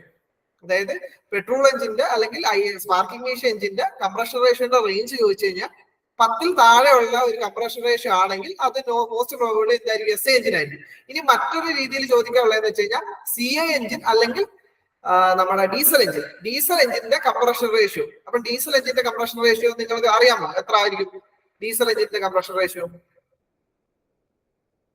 ഡീസൽ എഞ്ചിന്റെ കംപ്രഷൻ റേഷ്യോ ആണെങ്കിൽ ഒരു 15 അബോ അല്ലെങ്കിൽ 60:20. ഈ ഒരു കേസിൽ ഈ നമ്മുടെ ഓപ്ഷൻ ബി ഒരു ഡീസൽ എഞ്ചിന്റെ കംപ്രഷൻ റേഷ്യോ ആയിട്ട് പറയാം. അതായത് 15ൽ മുകളിലായിരിക്കും ഡീസൽ എഞ്ചിന്റെ കംപ്രഷൻ റേഷ്യോ. അപ്പൊ ആ ഒരു രീതിയിൽ 2 എഞ്ചിന്റെ കംപ്രഷൻ റേഷ്യോ, അതിപ്പം സ്പാർക്ക് ഇഗ്നിഷൻ വേണമെങ്കിൽ തരാം, അല്ലെങ്കിൽ പെട്രോൾ എഞ്ചിന് ചോദിക്കാം, അല്ലെങ്കിൽ കംപ്രഷൻ ഇഗ്നിഷൻ തരാം, അല്ലെങ്കിൽ ഡീസൽ എഞ്ചിന് തരാം. അപ്പൊ 2 സാധനത്തിന്റെ കംപ്രഷൻ റേഷ്യോനെ കുറിച്ച് ഒരു ഐഡിയ വേണം. അപ്പൊ first of all compression ratio എന്താണെന്ന് നിങ്ങൾക്ക് അറിയാലോ. കാര്യം എന്ന് വെച്ച് കഴിഞ്ഞാൽ നമ്മളിപ്പോ ഒരു എഞ്ചിന്റെ ഏറ്റവും ബോട്ടം ഡെഡ് സെന്റർ ചെയ്ത് ഉള്ള ടോട്ടൽ വോളിയത്തിന്റെ അതിന് ടോപ്പ് 10 സെന്ററിൽ എത്തുമ്പോൾ ഉള്ള ആ ഒരു വോളിയം കൊണ്ട് ഡിവൈഡ് ചെയ്യുമ്പോൾ കിട്ടുന്ന സാധനമാണ് കംപ്രഷൻ റേഷ്യോ. അപ്പം ഞാൻ പറഞ്ഞ കണക്ക് സി എ എഞ്ചിൻ ആണെങ്കിൽ 60:20, അതായത് 15. അതേപോലെ ഇപ്പം റേഷ്യോ ഒക്കെ അങ്ങോട്ടും ഇങ്ങോട്ടും ഒക്കെ ക്വസ്റ്റ്യനിൽ PSC എന്ന പലപ്പോഴും മാറി തരും. എന്നാലും ബേസിക്കലി നമ്മൾ അറിഞ്ഞിരിക്കേണ്ടതെന്ന് വെച്ച് കഴിഞ്ഞാൽ പെട്രോൾ എഞ്ചിൻ ആകുമ്പോഴത്തേക്ക് എത്ര ഒരു 10ൽ താഴെ ആയിരിക്കും. അതേപോലെ തന്നെ ഡീസൽ ആകുമ്പോഴത്തേക്ക് ഒരു 15ന് അബവ് ആയിരിക്കും. ഇനിയിപ്പോ നെക്സ്റ്റ് ക്വസ്റ്റ്യനിലേക്ക് പോകുമ്പോഴത്തേക്കും പെട്രോൾ എഞ്ചിൻ ഏത് തെർമോഡൈനാമിക് സൈക്കിളിലാണ് വർക്ക് ചെയ്തേക്കുന്നതെന്നാണ് ചോദിച്ചേക്കുന്നത്. തെർമോഡൈനാമിക് ഏത് സൈക്കിളാണ്? നമുക്ക് എല്ലാവർക്കും അറിയാം ഓട്ടോ സൈക്കിളിലാണ് നമ്മുടെ പെട്രോൾ എഞ്ചിൻ വർക്ക് ചെയ്യുന്നത്. അപ്പൊ പെട്രോൾ എഞ്ചിന്റെ ഓട്ടോ എഞ്ചിനാണ്. അതേപോലെ തന്നെ ഡീസൽ എഞ്ചിന്റെ ഡീസൽ സൈക്കിൾ എന്നുണ്ട്. അപ്പൊ ഈ ഒരു പർട്ടിക്കുലർ ക്വസ്റ്റ്യന്റെ ആൻസർ എന്ന് വെച്ച് കഴിഞ്ഞാൽ ഓപ്ഷൻ എ ഓട്ടോ സൈക്കിളാണ്. ഇനി നമ്മുടെ ടർബോമിഷൻസ് ആ ഒരു പോർഷനിൽ നിന്നുള്ള ചോദിച്ചിട്ടുള്ള കുറച്ച് മോഡൽസ് നോക്കാം. അപ്പൊ ഫസ്റ്റ് ഓഫ് ഓൾ ചോദിച്ചേക്കുന്നതെന്ന് വെച്ചാൽ പെൽട്ടൺ വീൽ ടർബൈനീസ്, അത് ഏത് ടൈപ്പ് ഓഫ് ടർബൈൻ ആണെന്ന്. അതായത് റേഡിയൽ ഫ്ലോ ആണോ, അതോ ആക്സിയൽ ഫ്ലോ ആണോ, അതോ ടാൻജൻഷ്യൽ ഫ്ലോ ടർബൈൻ ആണോ, അല്ലെങ്കിൽ മിക്സഡ് ഫ്ലോ ടർബൈൻ ആണോ? ഏതായിരിക്കും പെൽട്ടൺ വീൽ? കുറച്ചൊരു ഡീപ്പാണ്, എന്നാലും നമുക്ക് നോൺ മെക്കാനിക്കൽ ബാക്ക്ഗ്രൗണ്ടിലുള്ളവർക്ക് മനസ്സിലാക്കാൻ പറ്റാവുന്ന സാധനം തന്നെയാണ്. പെൽട്ടൺ വീൽ ഏതാണെന്ന് അത് ആക്ച്വലി പെൽട്ടൺ വീൽ എന്ന് വെച്ച് കഴിഞ്ഞാൽ പെൽട്ടൺ വീൽ ടർബൈൻ എന്ന് വെച്ചാൽ ഏകദേശം ഇങ്ങനെ വരും. അതായത് ഇതാണ് നമ്മളുടെ ടർബൈൻ. ഈ ഒരു ടർബൈനില് പെരിഫറിയിലെല്ലാം ഇങ്ങനെ ബക്കറ്റ്സ് ഉണ്ടാവും. ഈ ഒരു ബക്കറ്റ്സിൽ വാട്ടർ വന്ന് ഹിറ്റ് ചെയ്യുമ്പോഴത്തേക്കും ഈ ഒരു റണ്ണർ കറങ്ങും. ആ ഒരു രീതിയിലാണ് ഇവിടെ ഒരു മെക്കാനിക്കൽ എനർജി പ്രൊഡ്യൂസ് ആവുന്നത്. അപ്പൊ ഈ ഒരു രീതിയിലുള്ള ടർബൈൻസിനെയാണ് നമ്മൾ പെൽട്ടൺ ടർബൈൻ എന്ന് പറയുന്നത്. ഇപ്പൊ നമ്മളിപ്പം ഇടുക്കിയിലൊക്കെ, അതായത് ഇടുക്കി പവർ ജനറേഷൻ സ്റ്റേഷനിലൊക്കെ യൂസ് ചെയ്യുന്നതെന്ന് വെച്ച് കഴിഞ്ഞാൽ പെൽട്ടൺ വീലാണ്. അപ്പൊ അവിടെ എന്ന് വെച്ച് കഴിഞ്ഞാൽ ഒന്നാമത് നമ്മൾ മനസ്സിലാക്കേണ്ടതെന്ന് വെച്ച് കഴിഞ്ഞാൽ എവിടാണ് വാട്ടറിന്റെ ഇൻലെറ്റ്. അതായത് ഈ ഒരു റണ്ണറിനെ നോക്കുമ്പോൾ റണ്ണറിന്റെ പെരിഫറിയിലാണ് ഈ വാട്ടർ ഇൻലെറ്റ് ചെയ്യുന്നത്. പെരിഫറിയിൽ ഇൻലെറ്റ് ചെയ്തിട്ട് അപ്പം പെരിഫറിയിൽ അല്ലെങ്കിൽ ഈ ഒരു റണ്ണറിന്റെ ടാൻജൻഷ്യൽ ഡയറക്ഷനിലാണ് വാട്ടർ ഇൻലെറ്റ് ചെയ്യുന്നത്. അതായത് ടാൻജൻഷ്യൽ ഡയറക്ഷനിലാണ് വാട്ടർ ഇൻലെറ്റ് ചെയ്യുന്നത്. അതുകൊണ്ട് തന്നെ നമുക്ക് ഈ ഒരു പെൽട്ടൺ വീലിൽ എങ്ങനെ എഴുതാം? ടാൻജൻഷ്യൽ ഫ്ലോ ടർബൈൻ എന്ന് പറയാം. അതായത് ടാൻജൻഷ്യൽ ഫ്ലോ ടർബൈൻ. നമുക്ക് മെയിൻലി 3 ടൈപ്പ് ടർബൈൻ ആണ്. ഇപ്പൊ പെൽട്ടൺ ഉണ്ട്, അതേപോലെ തന്നെ ഫ്രാൻസിസ് ടർബൈൻ ഉണ്ട്, അതേപോലെ തന്നെ കെപ്ലാൻ ടർബൈൻ ഉണ്ട്. അപ്പൊ ഇത് 3 ആയിരിക്കും സാധാരണ ക്വസ്റ്റ്യൻസ് ചോദിക്കാം. അപ്പൊ പെൽട്ടൺ വീൽ എപ്പോഴും എന്തായിരിക്കും? ടാൻജൻഷ്യൽ ഫ്ലോ ടർബൈൻ ആയിരിക്കും. അതായത് ടാൻജന്റ് ഡയറക്ഷനിലാണ് വാട്ടർ വരുന്നത്. ഇപ്പൊ ഈ ഒരു ക്വസ്റ്റ്യന്റെ ആൻസർ എന്ന് വെച്ചാൽ ടാൻജൻഷ്യൽ ഫ്ലോ ടർബൈൻ ആണ്. നമുക്ക് നെക്സ്റ്റ് ക്വസ്റ്റ്യനിലേക്ക് പോകാമോ? ഇപ്പൊ പെൽട്ടൺ വീൽ എന്ന് വെച്ച് കഴിഞ്ഞാൽ ടാൻജൻഷ്യൽ ഫ്ലോ ടർബൈൻ ആണ്. ഇനി നെക്സ്റ്റ് ക്വസ്റ്റ്യനിലേക്ക് പോകുമ്പോഴത്തേക്കും അതും പെൽട്ടൺ വീലുമായിട്ട് റിലേറ്റ് ചെയ്തിട്ടുള്ള ക്വസ്റ്റ്യൻ ആണ്. കാര്യം ഞാൻ ഈ പെൽട്ടൺ വീലിന്റെ കുറച്ച് ചോദിക്കാൻ കാര്യം എന്ന് വെച്ച് കഴിഞ്ഞാൽ കഴിഞ്ഞ EUന്റെ എക്സാമിനും പെൽട്ടൺ റിലേറ്റഡ് ആയിട്ടായിരുന്നു ക്വസ്റ്റ്യൻസ് ചോദിച്ചിട്ടുണ്ടായിരുന്നത്. അപ്പൊ അതുകൊണ്ട് തന്നെ പെൽട്ടൺ വീല് അത്ര ഇമ്പോർട്ടന്റ് ആണ്. വളരെ ബേസിക് ആയിട്ടുള്ള കാര്യം തന്നെയാണ്. പിന്നെ പെൽട്ടൺ വീല് ഇപ്പം ഓരോ ടർബൈനും അതിന്റെ റൺ ചെയ്യുന്ന ഡിസ്ചാർജ് ഹെഡിനെ ഡിപ്പെൻഡ് ചെയ്ത് നമുക്ക് ഡിസ്റ്റിങ്വിഷ് ചെയ്യാം. അതായത് ഇപ്പൊ പെൽട്ടൺ വീലില് പെൽട്ടൺ ടർബൈന് ഹെഡ് ഏത് രീതിയിൽ വേണം, ഡിസ്ചാർജ് ഏത് രീതിയിൽ വേണം എന്നുള്ളതാണ് ഇവിടുത്തെ ക്വസ്റ്റ്യൻ. അതായത് ഓപ്ഷൻ എ എന്താ? High head high discharge. Option B എന്ന് വെച്ചാൽ high head low discharge. Option C എന്ന് വെച്ച് കഴിഞ്ഞാൽ low head low discharge. Option D എന്ന് വെച്ചാൽ ലോ ഹെഡ് ഹൈ ഡിസ്ചാർജ്. അപ്പൊ നമുക്ക് പഠിക്കാനുള്ള 3 ടർബൈൻസ് ഉണ്ട്, ഞാൻ എഴുതിയിട്ടുണ്ട്. അതായത് പെൽട്ടൺ ടർബൈൻ, ഫ്രാൻസിസ്, കെപ്ലാൻ. അപ്പൊ ഇതില് പെൽട്ടൺ വീലിന്റെ ഇമ്പോർട്ടൻസ് എന്താന്ന് വെച്ച് കഴിഞ്ഞാൽ അതിന് ഓപ്പറേഷന് ഹൈ ഹെഡ് വേണം. അതായത് ഞാൻ ഓൾറെഡി പറഞ്ഞു, ഇപ്പൊ നമുക്ക് ഇത് ഓർത്ത് വെക്കാൻ എങ്ങനെ, അതായത് ഇപ്പൊ നമ്മുടെ ഇടുക്കിയിലൊക്കെ യൂസ് ചെയ്യുന്നതെന്ന് വെച്ച് കഴിഞ്ഞാൽ പെൽട്ടൺ ആണെന്ന് ഞാൻ പറഞ്ഞു. അപ്പൊ പെൽട്ടൺ ആണ് അതിനുള്ള മെയിൻ റീസൺ എന്ന് വെച്ച് കഴിഞ്ഞാൽ അവിടെ അത്രയും ഹൈ ഹെഡിലാണ് വാട്ടർ അവൈലബിലിറ്റി ഉള്ളത്. അതായത് വാട്ടറിന്റെ ഹെഡ് വളരെ ഹൈ ആണ്. അതുകൊണ്ട് തന്നെ നമ്മൾ അവിടെ പെൽട്ടൺ വീലാണ് യൂസ് ചെയ്യുന്നത്. അപ്പൊ ഈ ഹൈ ഹെഡ് പെൽട്ടൺ വീലിൽ ഹൈ ഹെഡ് ആണെന്ന് മാത്രം ഓർത്ത് വെച്ചാൽ മതി. അപ്പം ഹൈ ഹെഡ് ആണെങ്കിൽ അവിടുത്തെ ഡിസ്ചാർജ് ലോ ആയിരിക്കും. അപ്പം പെൽട്ടൺ വീലിന്റെ ഒരു കണ്ടീഷൻ എന്ന് വെച്ച് കഴിഞ്ഞാൽ ഹൈ ഹെഡ് ഓപ്പറേഷനും ലോ ഡിസ്ചാർജും മതി. ഇനി ഫ്രാൻസിസ് ആകുമ്പോൾ ഹെഡും ഡിസ്ചാർജും ഏകദേശം മീഡിയം ആണ്. നേരെ മറിച്ച് കെപ്ലാനിലേക്ക് വരുമ്പോഴത്തേക്ക് നേരെ പെൽട്ടന്റെ ഓപ്പോസിറ്റ്. അതായത് ലോ ഹെഡിൽ അത് വർക്ക് ചെയ്യും, ചെറിയ ഹെഡിൽ അത് വർക്ക് ചെയ്യും, പക്ഷെ ഹയർ ഡിസ്ചാർജ് വേണം. അതായത് ഡിസ്ചാർജ് അല്ലെങ്കിൽ വാട്ടറിന്റെ ഫ്ലോ ഹൈ ആയിരിക്കണം. അതായത് ആ ഒരു രീതിയിൽ പഠിച്ചു വെച്ചാൽ മതി. പെൽട്ടൺ വീല് ഹൈ ഹെഡിലാണ് വർക്ക് ചെയ്യുന്നത്. അതുകൊണ്ട് തന്നെ ലോ ഡിസ്ചാർജ് മതി അവിടെ. അതേപോലെ തന്നെ അതിന്റെ തൊട്ട് ഓപ്പോസിറ്റ് ആണ് കെപ്ലാൻ ടർബൈൻ. കെപ്ലാൻ ടർബൈനിൽ ലോ ഹെഡ് മതി, പക്ഷെ ഹൈ ഡിസ്ചാർജ് വേണം. ഫ്രാൻസിസ് ആകുമ്പോൾ മീഡിയം ഡിസ്ചാർജ്, മീഡിയം ഹെഡ്. അപ്പൊ ഈ ഒരു ക്വസ്റ്റ്യനിലേക്ക് വരുമ്പോൾ എങ്ങനെ വരുന്നത്? ഇവിടെ പെൽട്ടൺ വീലിന് എന്താണ് വേണ്ടത്? അപ്പൊ പെൽട്ടൺ വീലിന് എന്തായിരിക്കും? ഹെഡ് എന്തായിരിക്കണം? ഹൈ ആയിരിക്കണം. ഹെഡ് ഹൈ ആയിട്ടുള്ള ഏതൊക്കെ ഓപ്ഷൻ ഉണ്ട്? ഓപ്ഷൻ എയും ഉണ്ട്, ഓപ്ഷൻ ബിയും ഉണ്ട്. അതേപോലെ തന്നെ ഡിസ്ചാർജ് എന്തായി മതി? ഹെഡിന്റെ ഓപ്പോസിറ്റ് ലോ മതി, ഹൈയുടെ ഓപ്പോസിറ്റ് ലോ. അപ്പം option B high head low discharge. നേരെ മറിച്ച് ഇപ്പം നമുക്ക് കെപ്ലാൻ ആണ് ചോദിച്ചെങ്കിൽ എന്തായത്? കെപ്ലാനിൽ ലോ ഹെഡും ഹൈ ഡിസ്ചാർജും വേണം. അതായത് ഓപ്ഷൻ ഡി ആയിരിക്കും കെപ്ലാൻ ആണ് ചോദിച്ചെങ്കിൽ. ഇനിയിപ്പം ഫ്രാൻസിസ് ആയിരുന്നെങ്കിൽ രണ്ടും മീഡിയം. അപ്പൊ ആ ഒരു രീതിയിൽ മനസ്സിലാക്കി വെക്കുക. അതായത് ഓരോ ടർബൈനും എത്രത്തോളം ഹെഡും ഡിസ്ചാർജും വേണം എന്നുള്ളത് ചോദിക്കുക. കാര്യം ഇത് കുറെ അധികം ക്വസ്റ്റ്യൻസ് ചോദിച്ചിട്ടുണ്ട് ഈ ഒരു രീതിയിൽ, ബേസിക് കാര്യങ്ങൾ മാത്രം വെച്ചിട്ട്. അപ്പൊ ഈ അടുത്ത ക്വസ്റ്റ്യനിലേക്ക് പോകാം. ഇത് മനസ്സിലായോ എല്ലാവർക്കും? മനസ്സിലായെങ്കിലും ഒന്ന് പറഞ്ഞാൽ.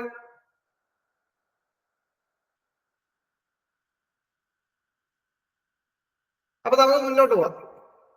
അപ്പൊ പെൽട്ടൺ വീൽ എന്ന് വെച്ച് കഴിഞ്ഞാൽ ഹൈ ഹെഡും ലോ ഡിസ്ചാർജും. ഇനി നെക്സ്റ്റ് ഫ്രാൻസിസ് ടർബൈൻ ഈസെ. അത് നമ്മുടെ ഇറിഗേഷൻ ചോദിച്ചാൽ 2015. ട്രാൻസിസ് ടർബൈൻ ഏത് ടൈപ്പ് ഓഫ് ടർബൈൻ ആണ്. അതായത് നമ്മൾ ആദ്യത്തെ ഒരു ക്വസ്റ്റ്യനിൽ നോക്കിയപ്പോൾ എങ്ങനെയായിരുന്നു, നമ്മുടെ പെൽട്ടൺ ടർബൈൻ എന്ന് വെച്ച് കഴിഞ്ഞാൽ ടാൻജൻഷ്യൽ ഫ്ലോ ടർബൈൻ ആണെന്ന് പറഞ്ഞു. അതേപോലെ തന്നെ ഫ്ലോ ഡയറക്ഷനെ റിലേറ്റ് ചെയ്ത് ക്ലാസിഫൈ ചെയ്തേക്കുന്നത് ഫ്രാൻസിസ് ടർബൈൻ ഏത് ടൈപ്പ് ടർബൈൻ ആണ്. അപ്പൊ ഫ്രാൻസിസ് ടർബൈൻ ഇഷ്ടംപോലെ ക്വസ്റ്റ്യൻസ് ചോദിച്ചിട്ടുള്ളതാണ്. ഫ്രാൻസിസ് ടർബൈൻ എന്ന് വെച്ച് കഴിഞ്ഞാൽ ഒരു മിക്സ്ഡ് ഫ്ലോ ടർബൈൻ ആണ്.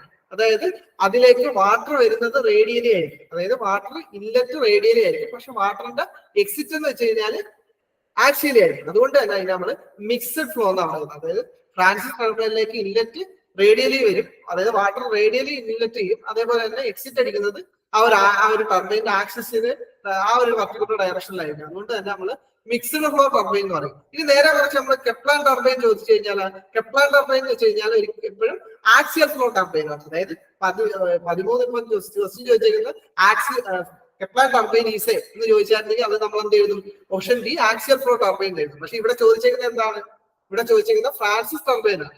ഫ്രാൻസിസ് ടർബൈൻ ആയതുകൊണ്ട് തന്നെ അത് മിക്സ്ഡ് ഫ്ലോ ആണ്. അപ്പൊ ഈ ഒരു കാര്യങ്ങളൊക്കെ എന്ന് വെച്ച് കഴിഞ്ഞാൽ നിങ്ങൾ മനസ്സിലാക്കി വെച്ചേക്കണം. ബേസിക്കലി ഓരോ ടർബൈനും ഏത് ടൈപ്പാണ് ഫ്ലോ ഡയറക്ഷൻ വെച്ച് എങ്ങനെയൊക്കെ നമുക്ക് അതിനെ ക്ലാസിഫൈ ചെയ്യാം. അതേപോലെ തന്നെ ഹെഡിന്റെ നമ്മുടെ ഡിസ്ചാർജിന്റെ ബേസിൽ എങ്ങനെ ക്ലാസിഫൈ ചെയ്യാം. ഈ രണ്ട് കാര്യങ്ങൾ ക്വസ്റ്റ്യൻസ് ചോദിക്കാൻ, ആ ഒരു സ്ട്രൈക്ക് ചോദിക്കാൻ വളരെയധികം സാധ്യതയുണ്ട്. അപ്പം Francis turbine is A mixed flow turbine. അപ്പം ഓപ്ഷൻ സി ആണ് ഈ ഒരു particular answer, question answer option C. ഇനി നമുക്ക് റെഫ്രിജറേഷൻ ആൻഡ് എയർ കണ്ടീഷനിങ് എന്ന ആ ഒരു പർട്ടിക്കുലർ ടോപ്പിക് ഇത് ചോദിക്കാൻ സാധ്യതയുള്ള ഒരു ക്വസ്റ്റ്യൻസ് ഒരു മോഡൽ നോക്കാം. അപ്പൊ ചോദിച്ചിരിക്കുന്നത് എന്താന്ന് വെച്ച് കഴിഞ്ഞാൽ, in winter air conditioning the air is, അതായത് നമ്മള് എയർ കണ്ടീഷനിങ് തന്നെ വിന്ററിലുണ്ട്. അതായത് ഇപ്പൊ നമ്മളൊരു പർട്ടിക്കുലർ ഈ എയർ കണ്ടീഷനിങ് എന്താ, അതായത് നമുക്ക് നമ്മുടെ ഒരു ഹ്യൂമൻ കംഫർട്ടിന് വേണ്ടിയിട്ടുള്ള ഒരു കണ്ടീഷനിലേക്ക് നമ്മുടെ ഒരു സറൗണ്ടിങ് അറ്റ്മോസ്ഫിയറിനെ മാറ്റുന്നതിനെയാണ് നമ്മൾ എയർ കണ്ടീഷനിങ് എന്നുകൊണ്ട് ഉദ്ദേശിക്കുന്നത്. അപ്പം എയർ കണ്ടീഷനിങ് കൊണ്ട് നമുക്ക് ടെമ്പറേച്ചർ മാത്രം, സാധാരണ നമ്മൾ വിചാരിക്കുമോ ടെമ്പറേച്ചർ മാത്രം നമുക്ക് നമ്മുടെ ആ ഒരു ഒപ്റ്റിമം കണ്ടീഷനിലേക്ക് എത്തിച്ചാൽ മതി എന്ന് വിചാരിക്കും. പക്ഷെ ഒരിക്കലും അല്ല. കാര്യം എന്ന് വെച്ച് കഴിഞ്ഞാൽ ഇപ്പൊ നമുക്ക് വളരെ തണുപ്പുള്ള രാജ്യത്ത് പോയി കഴിഞ്ഞു കഴിഞ്ഞാൽ ആ ഒരു തണുപ്പ് നമുക്ക് കുറച്ച് അരോചകമാകും. എന്നുവെച്ചാൽ നമുക്ക് പ്രസന്റ് ആയിട്ടുള്ള ഒരു ടെമ്പറേച്ചർ എന്ന് വെച്ചാൽ ഏകദേശം 24 ഡിഗ്രി സെൽഷ്യസ് ഒക്കെയാണ്. അതായത് അതിന് ഹയർ ആയാലും നമുക്ക് അത്ര പ്ലസന്റ് അല്ല, ലോവർ ആയിരുന്നാലും അത്ര പ്ലസന്റ് അല്ല. അപ്പൊ നമ്മൾ വിചാരിച്ചു ഓക്കെ ടെമ്പറേച്ചർ 24 ഡിഗ്രി സെൽഷ്യസ് ആയി കഴിഞ്ഞാൽ നമുക്ക് ഓക്കെ. പക്ഷെ അങ്ങനല്ല, നമുക്ക് അവിടെ ഹ്യൂമിഡിറ്റി ഡിപ്പെൻഡ് ചെയ്യും. അതായത് നമ്മുടെ ചുറ്റുമുള്ള അറ്റ്മോസ്ഫിയറിന്റെ ഹ്യൂമിഡിറ്റി എന്ന് വെച്ചാൽ വാട്ടറിനെ പിന്നെ റീറ്റെയിൻ ചെയ്യുന്ന ആ ഒരു കഴിവ്, ആ ഒരു കഴിവിനെ ആ ഒരു ഹ്യൂമിഡിറ്റിയെ നമുക്ക് ചേഞ്ച് ചെയ്യണം. അപ്പൊ ആ ഒരു ഹ്യൂമിഡിറ്റി അതേപോലെ തന്നെ ടെമ്പറേച്ചറിലൂടെ നമുക്ക് വേണ്ട ഒരു കംഫർട്ട് ലെവലിലേക്ക് മാച്ച് ചെയ്യുന്നതിനെയാണ് നമ്മൾ എയർ കണ്ടീഷനിങ് എന്ന് പറയുന്നത്. അപ്പം അതാണ് എയർ കണ്ടീഷനിങ്. അപ്പം അത് തന്നെ ഇപ്പം ഒരു വിന്റർ സമയത്ത്, അതായത് സറൗണ്ടിങ് ആയിട്ടുള്ള എന്താണെന്ന് വെച്ചാൽ വളരെയധികം ടെമ്പറേച്ചർ കുറഞ്ഞിരിക്കുന്ന ഒരു സമയത്ത് വേണ്ട മാറ്റങ്ങളല്ല നമുക്ക് വളരെ ഒരു സമ്മർ എയർ കണ്ടീഷൻ. അതായത് summer air conditioning winter air conditioning രണ്ടാണ്. അതായത് അവിടുത്തെ രണ്ട് സമയത്ത് നമുക്ക് ഒപ്റ്റിമം ആയിട്ടുള്ള ആ ഒരു രീതിയിലേക്ക് നമ്മുടെ അറ്റ്മോസ്ഫിയറിനെ എത്തിക്കണമെങ്കിൽ രണ്ട് ഓപ്പറേഷൻസ് ചെയ്യണം. അപ്പൊ ഈ വിന്റർ എയർ കണ്ടീഷനിങ്ങിന്റെ ഒരു വിന്റർ എയർ കണ്ടീഷനിങ് ചെയ്യേണ്ട സമയത്ത്, അതായത് വളരെയധികം നമുക്ക് പുറത്തുള്ള ഒരു അറ്റ്മോസ്ഫിയർ എന്തായിരിക്കും, വളരെയധികം കോൾഡ് ആയിരിക്കും. അതായത് വളരെയധികം ടെമ്പറേച്ചർ കുറവായിരിക്കും. അപ്പൊ ആ ഒരു ടെമ്പറേച്ചർ കുറവാണ്. ഇപ്പം ലെറ്റ്സ് ഒരു 2 ഡിഗ്രി സെൽഷ്യസ് അല്ലെങ്കിൽ 3 ഡിഗ്രി സെൽഷ്യസ് ആയിരിക്കും നമ്മുടെ സറൗണ്ടിങ് ഉള്ള ടെമ്പറേച്ചർ. അപ്പൊ അതിന് നമുക്ക് വേണ്ട ഒരു 27 ഡിഗ്രിയിലേക്ക് എത്തിക്കണം. അതിനർത്ഥം എന്താ, വിന്റർ എയർ കണ്ടീഷനിങ് സമയത്ത് നമുക്ക് എയർ കണ്ടീഷനിങ് ചെയ്യണമെങ്കിൽ എന്ത് ചെയ്യണം, നമ്മുടെ സറൗണ്ടിങ് ടെമ്പറേച്ചറിനെ കൂട്ടണം, അതായത് ഹീറ്റ് ചെയ്യണം. ആ ഒരു കൺസെപ്റ്റ് മനസ്സിലായി. അതായത് നമുക്ക് മനസ്സിലായി വിന്റർ കണ്ടീഷനിങ്ങിന്റെ സമയത്ത് നമുക്ക് ഹീറ്റ് ചെയ്യണമെന്ന് മനസ്സിലായി. ഹീറ്റ് മനസ്സിലായി. അപ്പം ഹീറ്റ് ചെയ്യണം. എല്ലാരും ഡി പറയുന്നു.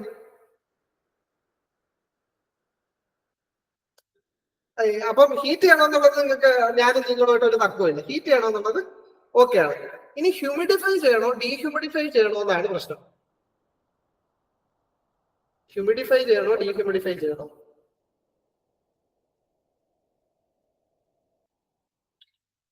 അത് ഞാൻ പറയാം. അതായത് നമ്മളെ വളരെയധികം സറൗണ്ടിങ് ടെമ്പറേച്ചർ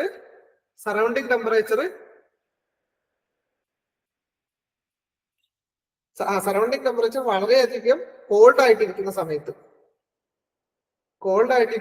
എന്ന് വെച്ച് കഴിഞ്ഞാൽ നമ്മളുടെ സറൗണ്ടിങ് ടെമ്പറേച്ചർ കോൾഡ് ആയിട്ടിരിക്കുന്ന സമയത്ത് എന്ന് വെച്ച് കഴിഞ്ഞാൽ ആ ഒരു സമയത്ത് നമ്മുടെ അറ്റ്മോസ്ഫിയറിലുള്ള വെള്ളത്തിന്റെ അളവ്, അതായത് ഹ്യൂമിഡിറ്റിയുടെ അളവ് കൂടുതലായിരിക്കും കുറവായിരിക്കും? പറ. അതായത് ലോവർ ടെമ്പറേച്ചറിൽ നമ്മുടെ സറൗണ്ടിങ് ഉള്ള വെള്ളത്തിന്റെ അംശം കുറവായിരിക്കും കൂടുതലായിരിക്കും?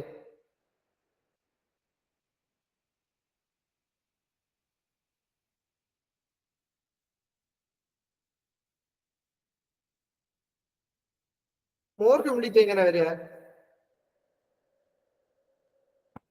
മോർ ഹ്യൂമിഡിറ്റി ആണ്. ഒന്ന് ആലോചിച്ച് നോക്കി.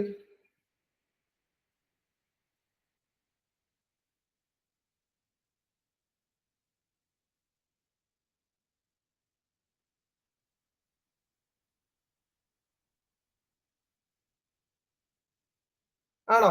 അതായത് ഒരു അറ്റ്മോസ്ഫിയറിൽ ടെമ്പറേച്ചർ കുറവാണെങ്കിൽ, അതായത് ലോവർ ടെമ്പറേച്ചറിലാണെങ്കിൽ ആ ഒരു അറ്റ്മോസ്ഫിയറിൽ വാട്ടറിന്റെ അബ്സോർഷൻ, അതായത് വാട്ടറിന്റെ എത്രത്തോളം വാട്ടർ ഉണ്ടെന്നുള്ളത് ഹൈ ആയിരിക്കും ലോ ആയിരിക്കും?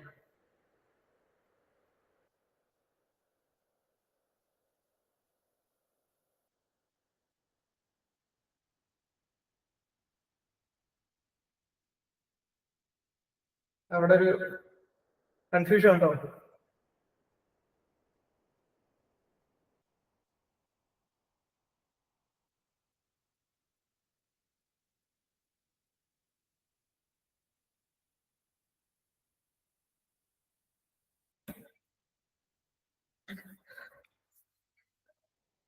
ഞാൻ പറയാം. അതായത് നമ്മുടെ ടെമ്പറേച്ചർ കുറവാണെങ്കിൽ, അതായത് നമ്മുടെ അറ്റ്മോസ്ഫിയറിന്റെ ടെമ്പറേച്ചർ കുറവാണെന്ന് വെച്ചു.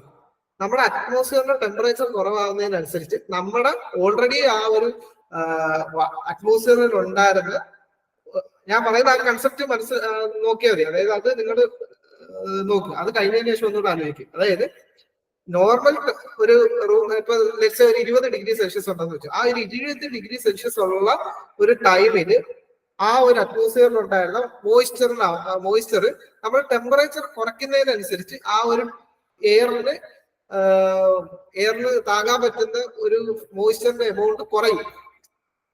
എന്നുവെച്ചാൽ ടെമ്പറേച്ചർ കൂടുന്നതിനനുസരിച്ചായിരിക്കും, അതായത് ആ ഒരു സറൗണ്ടിങ് എയറിന്റെ അറ്റ്മോസ്ഫിയറിന്റെ ടെമ്പറേച്ചർ കൂടി കഴിഞ്ഞു കഴിഞ്ഞാൽ ആ ഒരു അറ്റ്മോസ്ഫിയറിന് കുറച്ചുകൂടെ മോയിസ്ചറിന് താങ്ങാനുള്ള ശേഷി ഉണ്ടാവും. നേരെ മറിച്ച് ലോവർ ടെമ്പറേച്ചർ, അതായത് കോൾഡ് കണ്ടീഷൻ ആണെങ്കിൽ, അതായത് ടെമ്പറേച്ചർ കുറവാണെങ്കിൽ ആ ഒരു അറ്റ്മോസ്ഫിയറിന് താങ്ങാവുന്ന മോയിസ്ചറിന്റെ എമൗണ്ട് കുറവായിരിക്കും. കാര്യം അത് ഓൾറെഡി ഡ്യൂ പോയിന്റ് ഒക്കെ എത്തി കുറച്ച് വാട്ടർ എന്നുള്ള ഒരു രീതിയിലേക്ക് കൺവെർട്ടഡ് ആയിട്ടുണ്ടാവും. അതുകൊണ്ട് തന്നെ നമ്മുടെ വിന്റർ സമയത്ത് ടെമ്പറേച്ചർ കുറവായതുകൊണ്ട് തന്നെ എന്തായിരിക്കും, ടെമ്പറേച്ചർ കുറവായതുകൊണ്ട് തന്നെ അവിടെ ആ ഒരു അറ്റ്മോസ്ഫിയറിൽ ഉള്ള മോയിസ്ചറിന്റെ എമൗണ്ട് കുറവായിരിക്കും. കത്തിയോ? അതായത് ലോവർ ഇപ്പൊ സമ്മർ ഒരു 50 ഡിഗ്രി സെൽഷ്യസ് ഉള്ള ഒരു അറ്റ്മോസ്ഫിയർ ആണെങ്കിൽ അവിടെ ഭയങ്കര ഹ്യൂമിഡിറ്റി ഉണ്ടാവും. കാര്യം ഇപ്പം നിങ്ങൾ ഇങ്ങനെ മനസ്സിലാക്കിയാൽ മതി. അതായത് ഇപ്പം നമ്മൾ ഒരു വെള്ളം എടുത്തുകൊണ്ട് വെച്ചേക്കുവാണ്. അതായത് ഒരു റൂമിൽ 50 ഡിഗ്രി സെൽഷ്യസ്, മറ്റൊരു റൂമിൽ 10 ഡിഗ്രി സെൽഷ്യസ്. രണ്ടിടത്ത് ഞാൻ വെള്ളം എടുത്തുകൊണ്ട് വെച്ചു. അപ്പൊ ഇനിഷ്യലി രണ്ടിടത്ത് മോയിസ്ചർ ഇല്ലെന്ന് വെച്ചു. ഈ 50 ഡിഗ്രി സെൽഷ്യസ് ഉള്ള റൂമിലായിരിക്കും 10 ഡിഗ്രി സെൽഷ്യസ് ആയിട്ടുള്ള റൂമിലായിരിക്കും ഏറ്റവും കൂടുതൽ ഇവാപറേഷൻ നടക്കുന്നത്? പറ. 50 ഡിഗ്രി ഉള്ള റൂമിലായിരിക്കും ഏറ്റവും കൂടുതൽ ഇവാപറേഷൻ നടക്കുന്നത്. അപ്പൊ ഏറ്റവും കൂടുതൽ ഇവാപറേഷൻ നടന്നാലുള്ള കാര്യം എന്താ, ആ ഒരു റൂമിലെ അറ്റ്മോസ്ഫിയർ കുറച്ചുകൂടെ മോയിസ്ചർ ഉണ്ടാവും. അതായത് ആ ഒരു 50 ഡിഗ്രി സെൽഷ്യസിൽ ആ ഒരു എയറിന് കുറച്ചുകൂടെ മോയിസ്ചറിനെ ക്യാരി ചെയ്യാനുള്ള കപ്പാസിറ്റി ഉണ്ടാവും. നേരെ മറിച്ച് 10 ഡിഗ്രിയിൽ എന്ന് വെച്ചാൽ ഇവാപറേഷൻ ഒക്കെ കുറവായത് കൊണ്ട് തന്നെ എന്തായിരിക്കും, മോയിസ്ചറിനെ ക്യാരി ചെയ്യാനുള്ള ഒരു അവസ്ഥയും അതേപോലെ ഇവാപറേഷനും ഒക്കെ കുറവായതുകൊണ്ട് അവിടുത്തെ ഹ്യൂമിഡിറ്റി കുറവായിരിക്കും. ഈ ഒരു കാര്യത്തിൽ എന്തെങ്കിലും തർക്കമുണ്ടോ? ഇത് മനസ്സിലായോ? ഓക്കെ. അതുകൊണ്ട് തന്നെ വിന്റർ എയർ കണ്ടീഷനിങ്, അതായത് ലോവർ ടെമ്പറേച്ചർ ആയിരിക്കുമ്പോൾ നമുക്ക് ഒന്ന് ഹീറ്റ് ചെയ്യണം. അതായത് ഹീറ്റിംഗ് ഓക്കെ ആണ്, അതായത് ഓപ്ഷൻ ബിയോ അല്ലെങ്കിൽ ഡിയോ ആണ്. അതുപോലെ തന്നെ നമുക്ക് ഹ്യൂമിഡിഫൈയും ചെയ്യണം. കാര്യം ഓൾറെഡി ലോവർ ടെമ്പറേച്ചറിൽ അതായത് മോയിസ്ചറിന്റെ എമൗണ്ട് കുറവായിരിക്കും. അതുകൊണ്ട് തന്നെ നമുക്ക് കുറച്ചുകൂടെ ഹീറ്റ് ചെയ്യണം. അപ്പൊ കുറച്ചുകൂടെ ഹീറ്റ് മോയ്സ്ചർ അവിടെ കൊടുക്കണം. അപ്പൊ മോയ്സ്ചർ അവിടെ കൊടുക്കുമ്പോഴത്തേക്ക് അത് എന്ത് ചെയ്യും, ഹ്യൂമിഡിഫൈയും ചെയ്യും. അതായത് നമ്മുടെ കറക്റ്റ് ഓപ്ഷൻ എന്തായിരിക്കും അപ്പം, ബി ആയിരിക്കും ഡി ആയിരിക്കും ഈ ഒരു ക്വസ്റ്റ്യനിൽ? ഓക്കെ, ബി ആയിരിക്കും. മനസ്സിലായല്ലോ. Heated and humidifier. അപ്പൊ ഇനി നെക്സ്റ്റ് ക്വസ്റ്റ്യനിലേക്ക് പോകുമ്പോൾ എയർ റെഫ്രിജറേറ്റർ വർക്ക്സ് ഓൺ. അപ്പൊ ഏത് സൈക്കിളിലാണ് എയർ റെഫ്രിജറേറ്റർ വർക്ക് ചെയ്യുന്നതെന്നാണ്. അപ്പം ഒന്ന് അറ്റംപ്റ്റ് ചെയ്ത ക്വസ്റ്റ്യൻ ഏതായിരിക്കും? ഓക്കെ, ബെൽ-കോൾമാൻ സൈക്കിളാണ് എയർ റെഫ്രിജറേറ്റർ വർക്ക് ചെയ്യുന്ന സൈക്കിൾ. കറക്റ്റ് ആയിട്ട് മനസ്സിലായി. പിന്നെ ഓട്ടോ സൈക്കിൾ നമ്മൾ നേരത്തെ പറഞ്ഞത് കണക്ക് പെട്രോൾ സൈക്കിളിന്റെ പെട്രോൾ എഞ്ചിൻ വർക്ക് ചെയ്യുന്ന അല്ലെങ്കിൽ സ്പാർക്ക് ഇഗ്നിഷൻ എഞ്ചിൻ വർക്ക് ചെയ്യുന്ന സൈക്കിളാണ് ഓട്ടോ സൈക്കിൾ, ബെൽ-കോൾമാൻ സൈക്കിൾ. ഇനി ഇത് പറഞ്ഞു, ഇത് വളരെ എളുപ്പമായിട്ടുള്ള ക്വസ്റ്റ്യൻ ആണ്. The difference between dry bulb temperature and wet bulb temperature. Dry ബൾബിന്റെയും വെറ്റ് ബൾബിന്റെയും ടെമ്പറേച്ചർ തമ്മിലുള്ള ഡിഫറൻസ് എന്താ?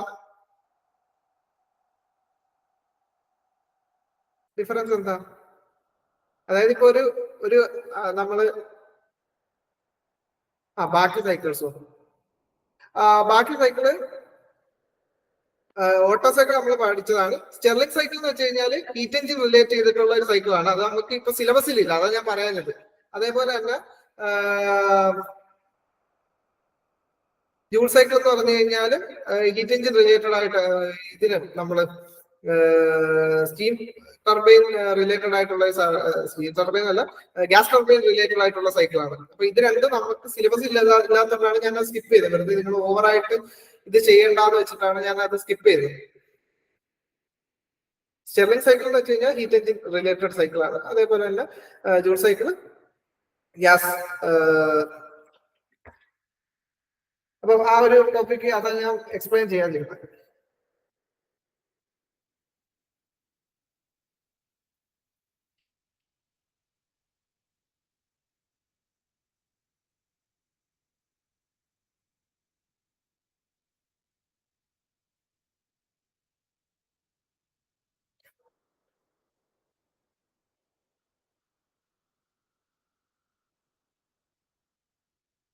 ഓക്കെ, അപ്പം ജസ്റ്റ് ഇത്രയാണ്. ജൂൾ സൈക്കിൾ എന്ന് വെച്ച് കഴിഞ്ഞാൽ ഗ്യാസ് ടർബൈൻസ് അല്ല, നമ്മുടെ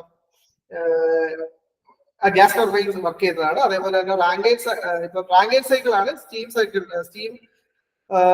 എഞ്ചിൻസ് വർക്ക് ചെയ്യുന്നത്. പിന്നെ സ്റ്റെർലിംഗ് സൈക്കിൾ ഒരു ഹീറ്റ് എഞ്ചിന്റെ, അതേപോലെ തന്നെ ഓട്ടോ സൈക്കിൾ ഡീസലിന്റെ. പിന്നെ ഡീസൽ സൈക്കിൾ ആണെങ്കിൽ നമ്മുടെ ഡീസൽ എഞ്ചിൻസ് അല്ലെങ്കിൽ CA എഞ്ചിൻസ്. പിന്നെ ബെൽ-കോൾമാനും നമ്മുടെ എയർ റെഫ്രിജറേഷൻ. അപ്പം നെക്സ്റ്റ് ക്വസ്റ്റ്യൻ എന്ന് വെച്ച് കഴിഞ്ഞാൽ ഡ്രൈ ബൾബ് ടെമ്പറേച്ചറും വെറ്റ് ബൾബ് ടെമ്പറേച്ചറും തമ്മിലുള്ള ഡിഫറൻസ് ആണ് ചോദിച്ചിരിക്കുന്നത്. അപ്പൊ അതെന്തായിരിക്കും? അതായത് ഇപ്പൊ നമ്മൾ ഒരു മോയ്സ്ചറിന്റെ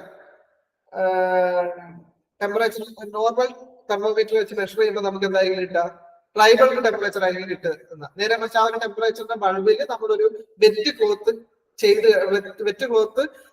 ഇൻട്രൊഡ്യൂസ് ചെയ്തിട്ട് ആ ഒരു വെറ്റ് ക്ലോത്ത് വെച്ചിട്ട് നമ്മൾ മെഷർ ചെയ്യുമ്പോഴത്തേക്ക് ആ ടെമ്പറേച്ചർ എപ്പോഴും കുറവായിരിക്കും. കാര്യം എന്ന് വെച്ച് കഴിഞ്ഞാൽ കുറച്ചുകൂടെ കൂളർ ആയിട്ടുള്ള ഒരു ടെമ്പറേച്ചർ ആയിരിക്കും നമുക്ക് കിട്ടുന്നത്. അതായത് ഇപ്പൊ നോർമൽ ഒരു എയറിന്റെ ഡ്രൈ ബൾബ് ടെമ്പറേച്ചർ 30 ഡിഗ്രി ആണെങ്കിൽ നമ്മൾ ആ ഒരു നമ്മുടെ തെർമോമീറ്ററിന്റെ ആ ഒരു ടിപ്പില് നമ്മളൊരു വെറ്റായിട്ടുള്ള ക്ലോത്ത് വെച്ചിട്ട് അത് വെച്ചിട്ട് മെഷർ ചെയ്ത് കഴിഞ്ഞാൽ ചിലപ്പോൾ നമുക്കൊരു 27 ഒക്കെ ആയിരിക്കും കിട്ടുന്നത്. അതായത് ഒരു ഡിഫറൻസ് അവിടെ ഉണ്ടാവും. ആ ഒരു ഡിഫറൻസ് ഉണ്ടെങ്കിൽ ആ ഒരു ഡിഫറൻസ് നമ്മൾ എന്തായിരിക്കും പറയുന്നത്? നമ്മള് വെറ്റ് ബൾബ് ഡിപ്രഷൻ എന്നായിരിക്കും പറയുന്നത്. അതായത് വെറ്റ് ബൾബ് ആയിരിക്കും കുറവ്, വെറ്റ് ബൾബ് ടെമ്പറേച്ചർ ആയിരിക്കും കുറവ്. അപ്പൊ അതിനുണ്ടാവുന്ന ഒരു ഡിപ്രഷൻ, അതിനെയാണ് നമ്മള് വെറ്റ് ബൾബ് ഡിപ്രഷൻ എന്ന് പറയുന്നത്.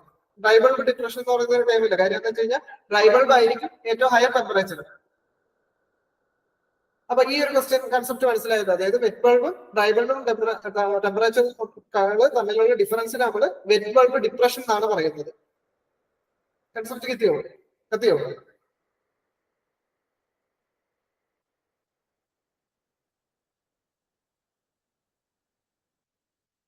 അപ്പൊ വെറ്റ് ബൾബ് ഡിപ്രഷൻ എന്നാണ് ആ ഒരു ക്വസ്റ്റ്യന്റെ ആൻസർ.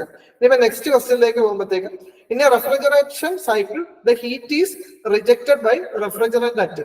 അതായത് ഹീറ്റ് ഒരു റെഫ്രിജറേഷൻ സൈക്കിളിൽ കുറെ അധികം കമ്പോണൻസ് ഉണ്ടാവും. അതിൽ എവിടെയാണ് നമ്മൾ ഹീറ്റ് റിജക്ട് ചെയ്യുന്നത്? എവിടാ? അത് ട്രൈ ചെയ്ത് നോക്കി. ആര് പറഞ്ഞു? ബാക്കി നമുക്ക് ക്വസ്റ്റ്യൻ ആ ഒരു ആൻസറിലേക്ക് പോവാം. അതായത് ഒരു നോർമൽ റെഫ്രിജറേഷനിൽ 4 കമ്പോണൻസ് ആണ് ഉണ്ടാവുക. അതായത് ആദ്യം ഒരു ഇവാപ്പറേറ്റർ, പിന്നെ ഒരു കംപ്രസർ ഉണ്ടാവും, പിന്നെ ഒരു കണ്ടൻസർ ഉണ്ടാവും, പിന്നെ ഒരു എക്സ്പാൻഷൻ വാൾവ് ഉണ്ടാവും. അപ്പൊ ഇതില് നമ്മുടെ ഇവാപ്പറേറ്ററിൽ എന്താ നടക്കുന്നത്, അതായത് ഇപ്പൊ നമ്മൾ ഈ ഒരു ഇവാപ്പറേറ്ററിൽ എന്താ നടക്കുന്നതെന്ന് വെച്ച് കഴിഞ്ഞാൽ, ഇപ്പൊ ഏത് ഒരു സ്പേസ് ആണോ നമുക്ക് ലോവർ ടെമ്പറേച്ചറിൽ കീപ്പ് ചെയ്യേണ്ട, ആ ഒരു ടെമ്പറേച്ചറിൽ നിന്നുള്ള ഹീറ്റ് നമ്മൾ ഇവാപ്പറേറ്ററിലോട്ട് കൊടുക്കും. അതായത് ഇവാപ്പറേറ്ററിലേക്ക് നമ്മൾ ഹീറ്റ് ആഡ് ചെയ്യും. ആ ഹീറ്റ് ആഡ് ചെയ്തപ്പോഴത്തേക്കും റെഫ്രിജറന്റ് ഇവിടെ പോകും. ആ ഒരു ഹീറ്റ് ആഡ് ചെയ്തതിനു ശേഷം അത് കംപ്രസറിലോട്ട് പോകും. കംപ്രസറിൽ നമ്മൾ എന്ത് ചെയ്യും, ആ ഒരു ലോ പ്രഷർ റെഫ്രിജറന്റിന്റെ വേപ്പറിനെ നമ്മൾ എന്ത് ചെയ്യും, കംപ്രസ് ചെയ്ത് ഹൈ പ്രഷർ വേപ്പർ ആവും. ഈ ഹൈ പ്രഷർ വേപ്പർ ആയിട്ട് നമ്മൾ കണ്ടൻസറിലേക്ക് പോകുമ്പോഴത്തേക്കും ഈ കണ്ടൻസറിൽ നിന്ന് ഈ ഒരു റെഫ്രിജറന്റിൽ നിന്നുള്ള ഹീറ്റ് എക്സിറ്റ് അടിക്കും. അതായത് കണ്ടൻസറിൽ എത്തുമ്പോഴത്തേക്കും ഈ ഒരു റെഫ്രിജറന്റിലുള്ള ആ ഒരു ഹീറ്റ് റിജക്ട് ചെയ്യും. അപ്പം ആ ഒരു റിജക്ട് ചെയ്തതിന് ശേഷം ഉണ്ട് ആ ഒരു കണ്ടൻസേറ്റ്, അതായത് ആ ഒരു റെഫ്രിജറന്റ് നമ്മളൊരു എക്സ്പാൻഷൻ വാൾവ് വഴി വീണ്ടും ആ ഒരു ലോവർ പ്രഷറിലേക്ക് ലോവർ പ്രഷറിലേക്ക് എക്സ്പാൻഡ് ചെയ്തിട്ട് ഇവാപ്പറേറ്ററിലേക്ക് കടത്തി വിടും. അതാണ് ഇവിടെ ഒരു സൈക്കിളായിട്ട് നടക്കുന്നത്. അപ്പൊ ഇവിടെ എവിടെയാണ് ഹീറ്റ് ആഡ് ചെയ്യുന്നത്? ഹീറ്റ് ആഡ് ചെയ്യുന്നതെന്ന് വെച്ച് കഴിഞ്ഞാൽ ഇവാപ്പറേറ്ററിലായിരിക്കും. അതേപോലെ തന്നെ ഹീറ്റ് റിജക്ട് ചെയ്യുന്നത് എവിടെ ആയിരിക്കും? കണ്ടൻസറിലായിരിക്കും. അപ്പൊ ഇവിടെ ക്വസ്റ്റ്യൻ ചോദിച്ചേക്കുന്നത് എന്താ, ഹീറ്റ് എവിടെയാണ് റിജക്ട് ചെയ്യുന്നതാണ്. അപ്പൊ നമുക്ക് എവിടെയാണ് റിജക്ട് ചെയ്യുന്നത്? കണ്ടൻസറിലാണ്. അതേപോലെ തന്നെ ഹീറ്റ് എവിടെ ആഡ് ചെയ്തതെന്നാണ് ക്വസ്റ്റ്യൻ ഒക്കെ എന്ത് പറഞ്ഞാൽ ഓപ്ഷൻ ബി ഇവാപ്പറേറ്റർ ആയിരിക്കും. ഇവാപ്പറേറ്ററിലായിരിക്കും ഹീറ്റ് ആഡ് ചെയ്തിട്ടുണ്ടെന്ന് ചോദിച്ചാൽ. അപ്പൊ അതേപോലെ തന്നെ വേറെ രീതി ചോദിക്കാം, റെഫ്രിജറന്റ് ഏത് പോർഷനിലാണ് എക്സ്പാൻഡ് ആവുന്നതെന്ന് വെച്ച് കഴിഞ്ഞാൽ അവിടെ ആയിരിക്കും എക്സ്പാൻഷൻ വാൾവിലായിരിക്കും. അതേപോലെ തന്നെ കംപ്രസ് ചെയ്യുന്നത് കംപ്രസറിലായിരിക്കും. അപ്പൊ ഈ ഒരു പർട്ടിക്കുലർ ക്വസ്റ്റ്യൻ ആൻസർ എന്ന് വെച്ച് കഴിഞ്ഞാൽ ഓപ്ഷൻ ഡി കണ്ടൻസർ. അപ്പൊ നിങ്ങൾ എല്ലാവരും പറഞ്ഞു. ഇനിയിപ്പോ നമുക്ക് നെക്സ്റ്റ് ക്വസ്റ്റ്യനിലേക്ക് പോകുകയാണെങ്കിൽ, നെക്സ്റ്റ് ക്വസ്റ്റ്യൻ ഏത് ടോപ്പിക്കിനാണ് ഉള്ളതെന്ന് വെച്ച് കഴിഞ്ഞാൽ പവർ ട്രാൻസ്മിഷൻ. അതായത് നമ്മുടെ ഓട്ടോമൊബൈലിലുള്ള പവർ ട്രാൻസ്മിഷൻ ഡിവൈസുകൾ റിലേറ്റ് ചെയ്തിട്ടുള്ള ആ ഒരു ടോപ്പിക്കിൽ നിന്നാണ് നമുക്ക് നെക്സ്റ്റ് ക്വസ്റ്റ്യൻസ് ഉള്ളത്. When the clutch is engaged. അപ്പൊ നിങ്ങൾക്ക് ഫസ്റ്റ് ഓഫ് ഓൾ ക്ലച്ച് എന്താണെന്ന് അറിയാലോ. നമുക്ക് എഞ്ചിനിൽ കണ്ടിന്യൂസ്ലി പവർ പ്രൊഡ്യൂസ് ചെയ്തുകൊണ്ടിരിക്കും. പക്ഷെ എപ്പോഴും നമുക്ക് വീലിന് പവർ വേണമെന്നില്ല. അപ്പൊ ആ ഒരു എഞ്ചിനെ വീലിനെ തമ്മിൽ ആ ഒരു പവർ ട്രാൻസ്മിഷന്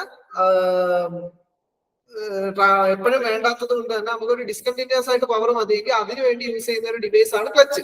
അപ്പൊ when the clutch is engaged, അപ്പം clutch is engaged, the spring pressure clamp the friction plate between pressure plate. അതായത് പ്രഷർ പ്ലേറ്റിന്റെ വേറെ എന്തോ ഒരു സാധനത്തിന്റെ ഇടയിലായിരിക്കും ഫ്രിക്ഷൻ പ്ലേറ്റ് ഉണ്ടാവുക ആണ് എന്നാണ് ചോദിച്ചേക്കുന്നത്. അപ്പൊ ഈ പ്രഷർ പ്ലേറ്റിന്റെ എന്തിന്റെ ഇടയിലാണ് ഫ്രിക്ഷൻ പ്ലേറ്റ് ഉണ്ടാവുക എന്നാണ് ചോദിച്ചേക്കുന്നത്. അപ്പൊ നമ്മൾ ആ ഒരു കൺസെപ്റ്റിലേക്ക് പോയി കഴിഞ്ഞാലോ, ഇത് ആ ഒരു ക്ലച്ച് അസംബ്ലിയുടെ ഒരു ചെറിയൊരു സിമ്പിൾ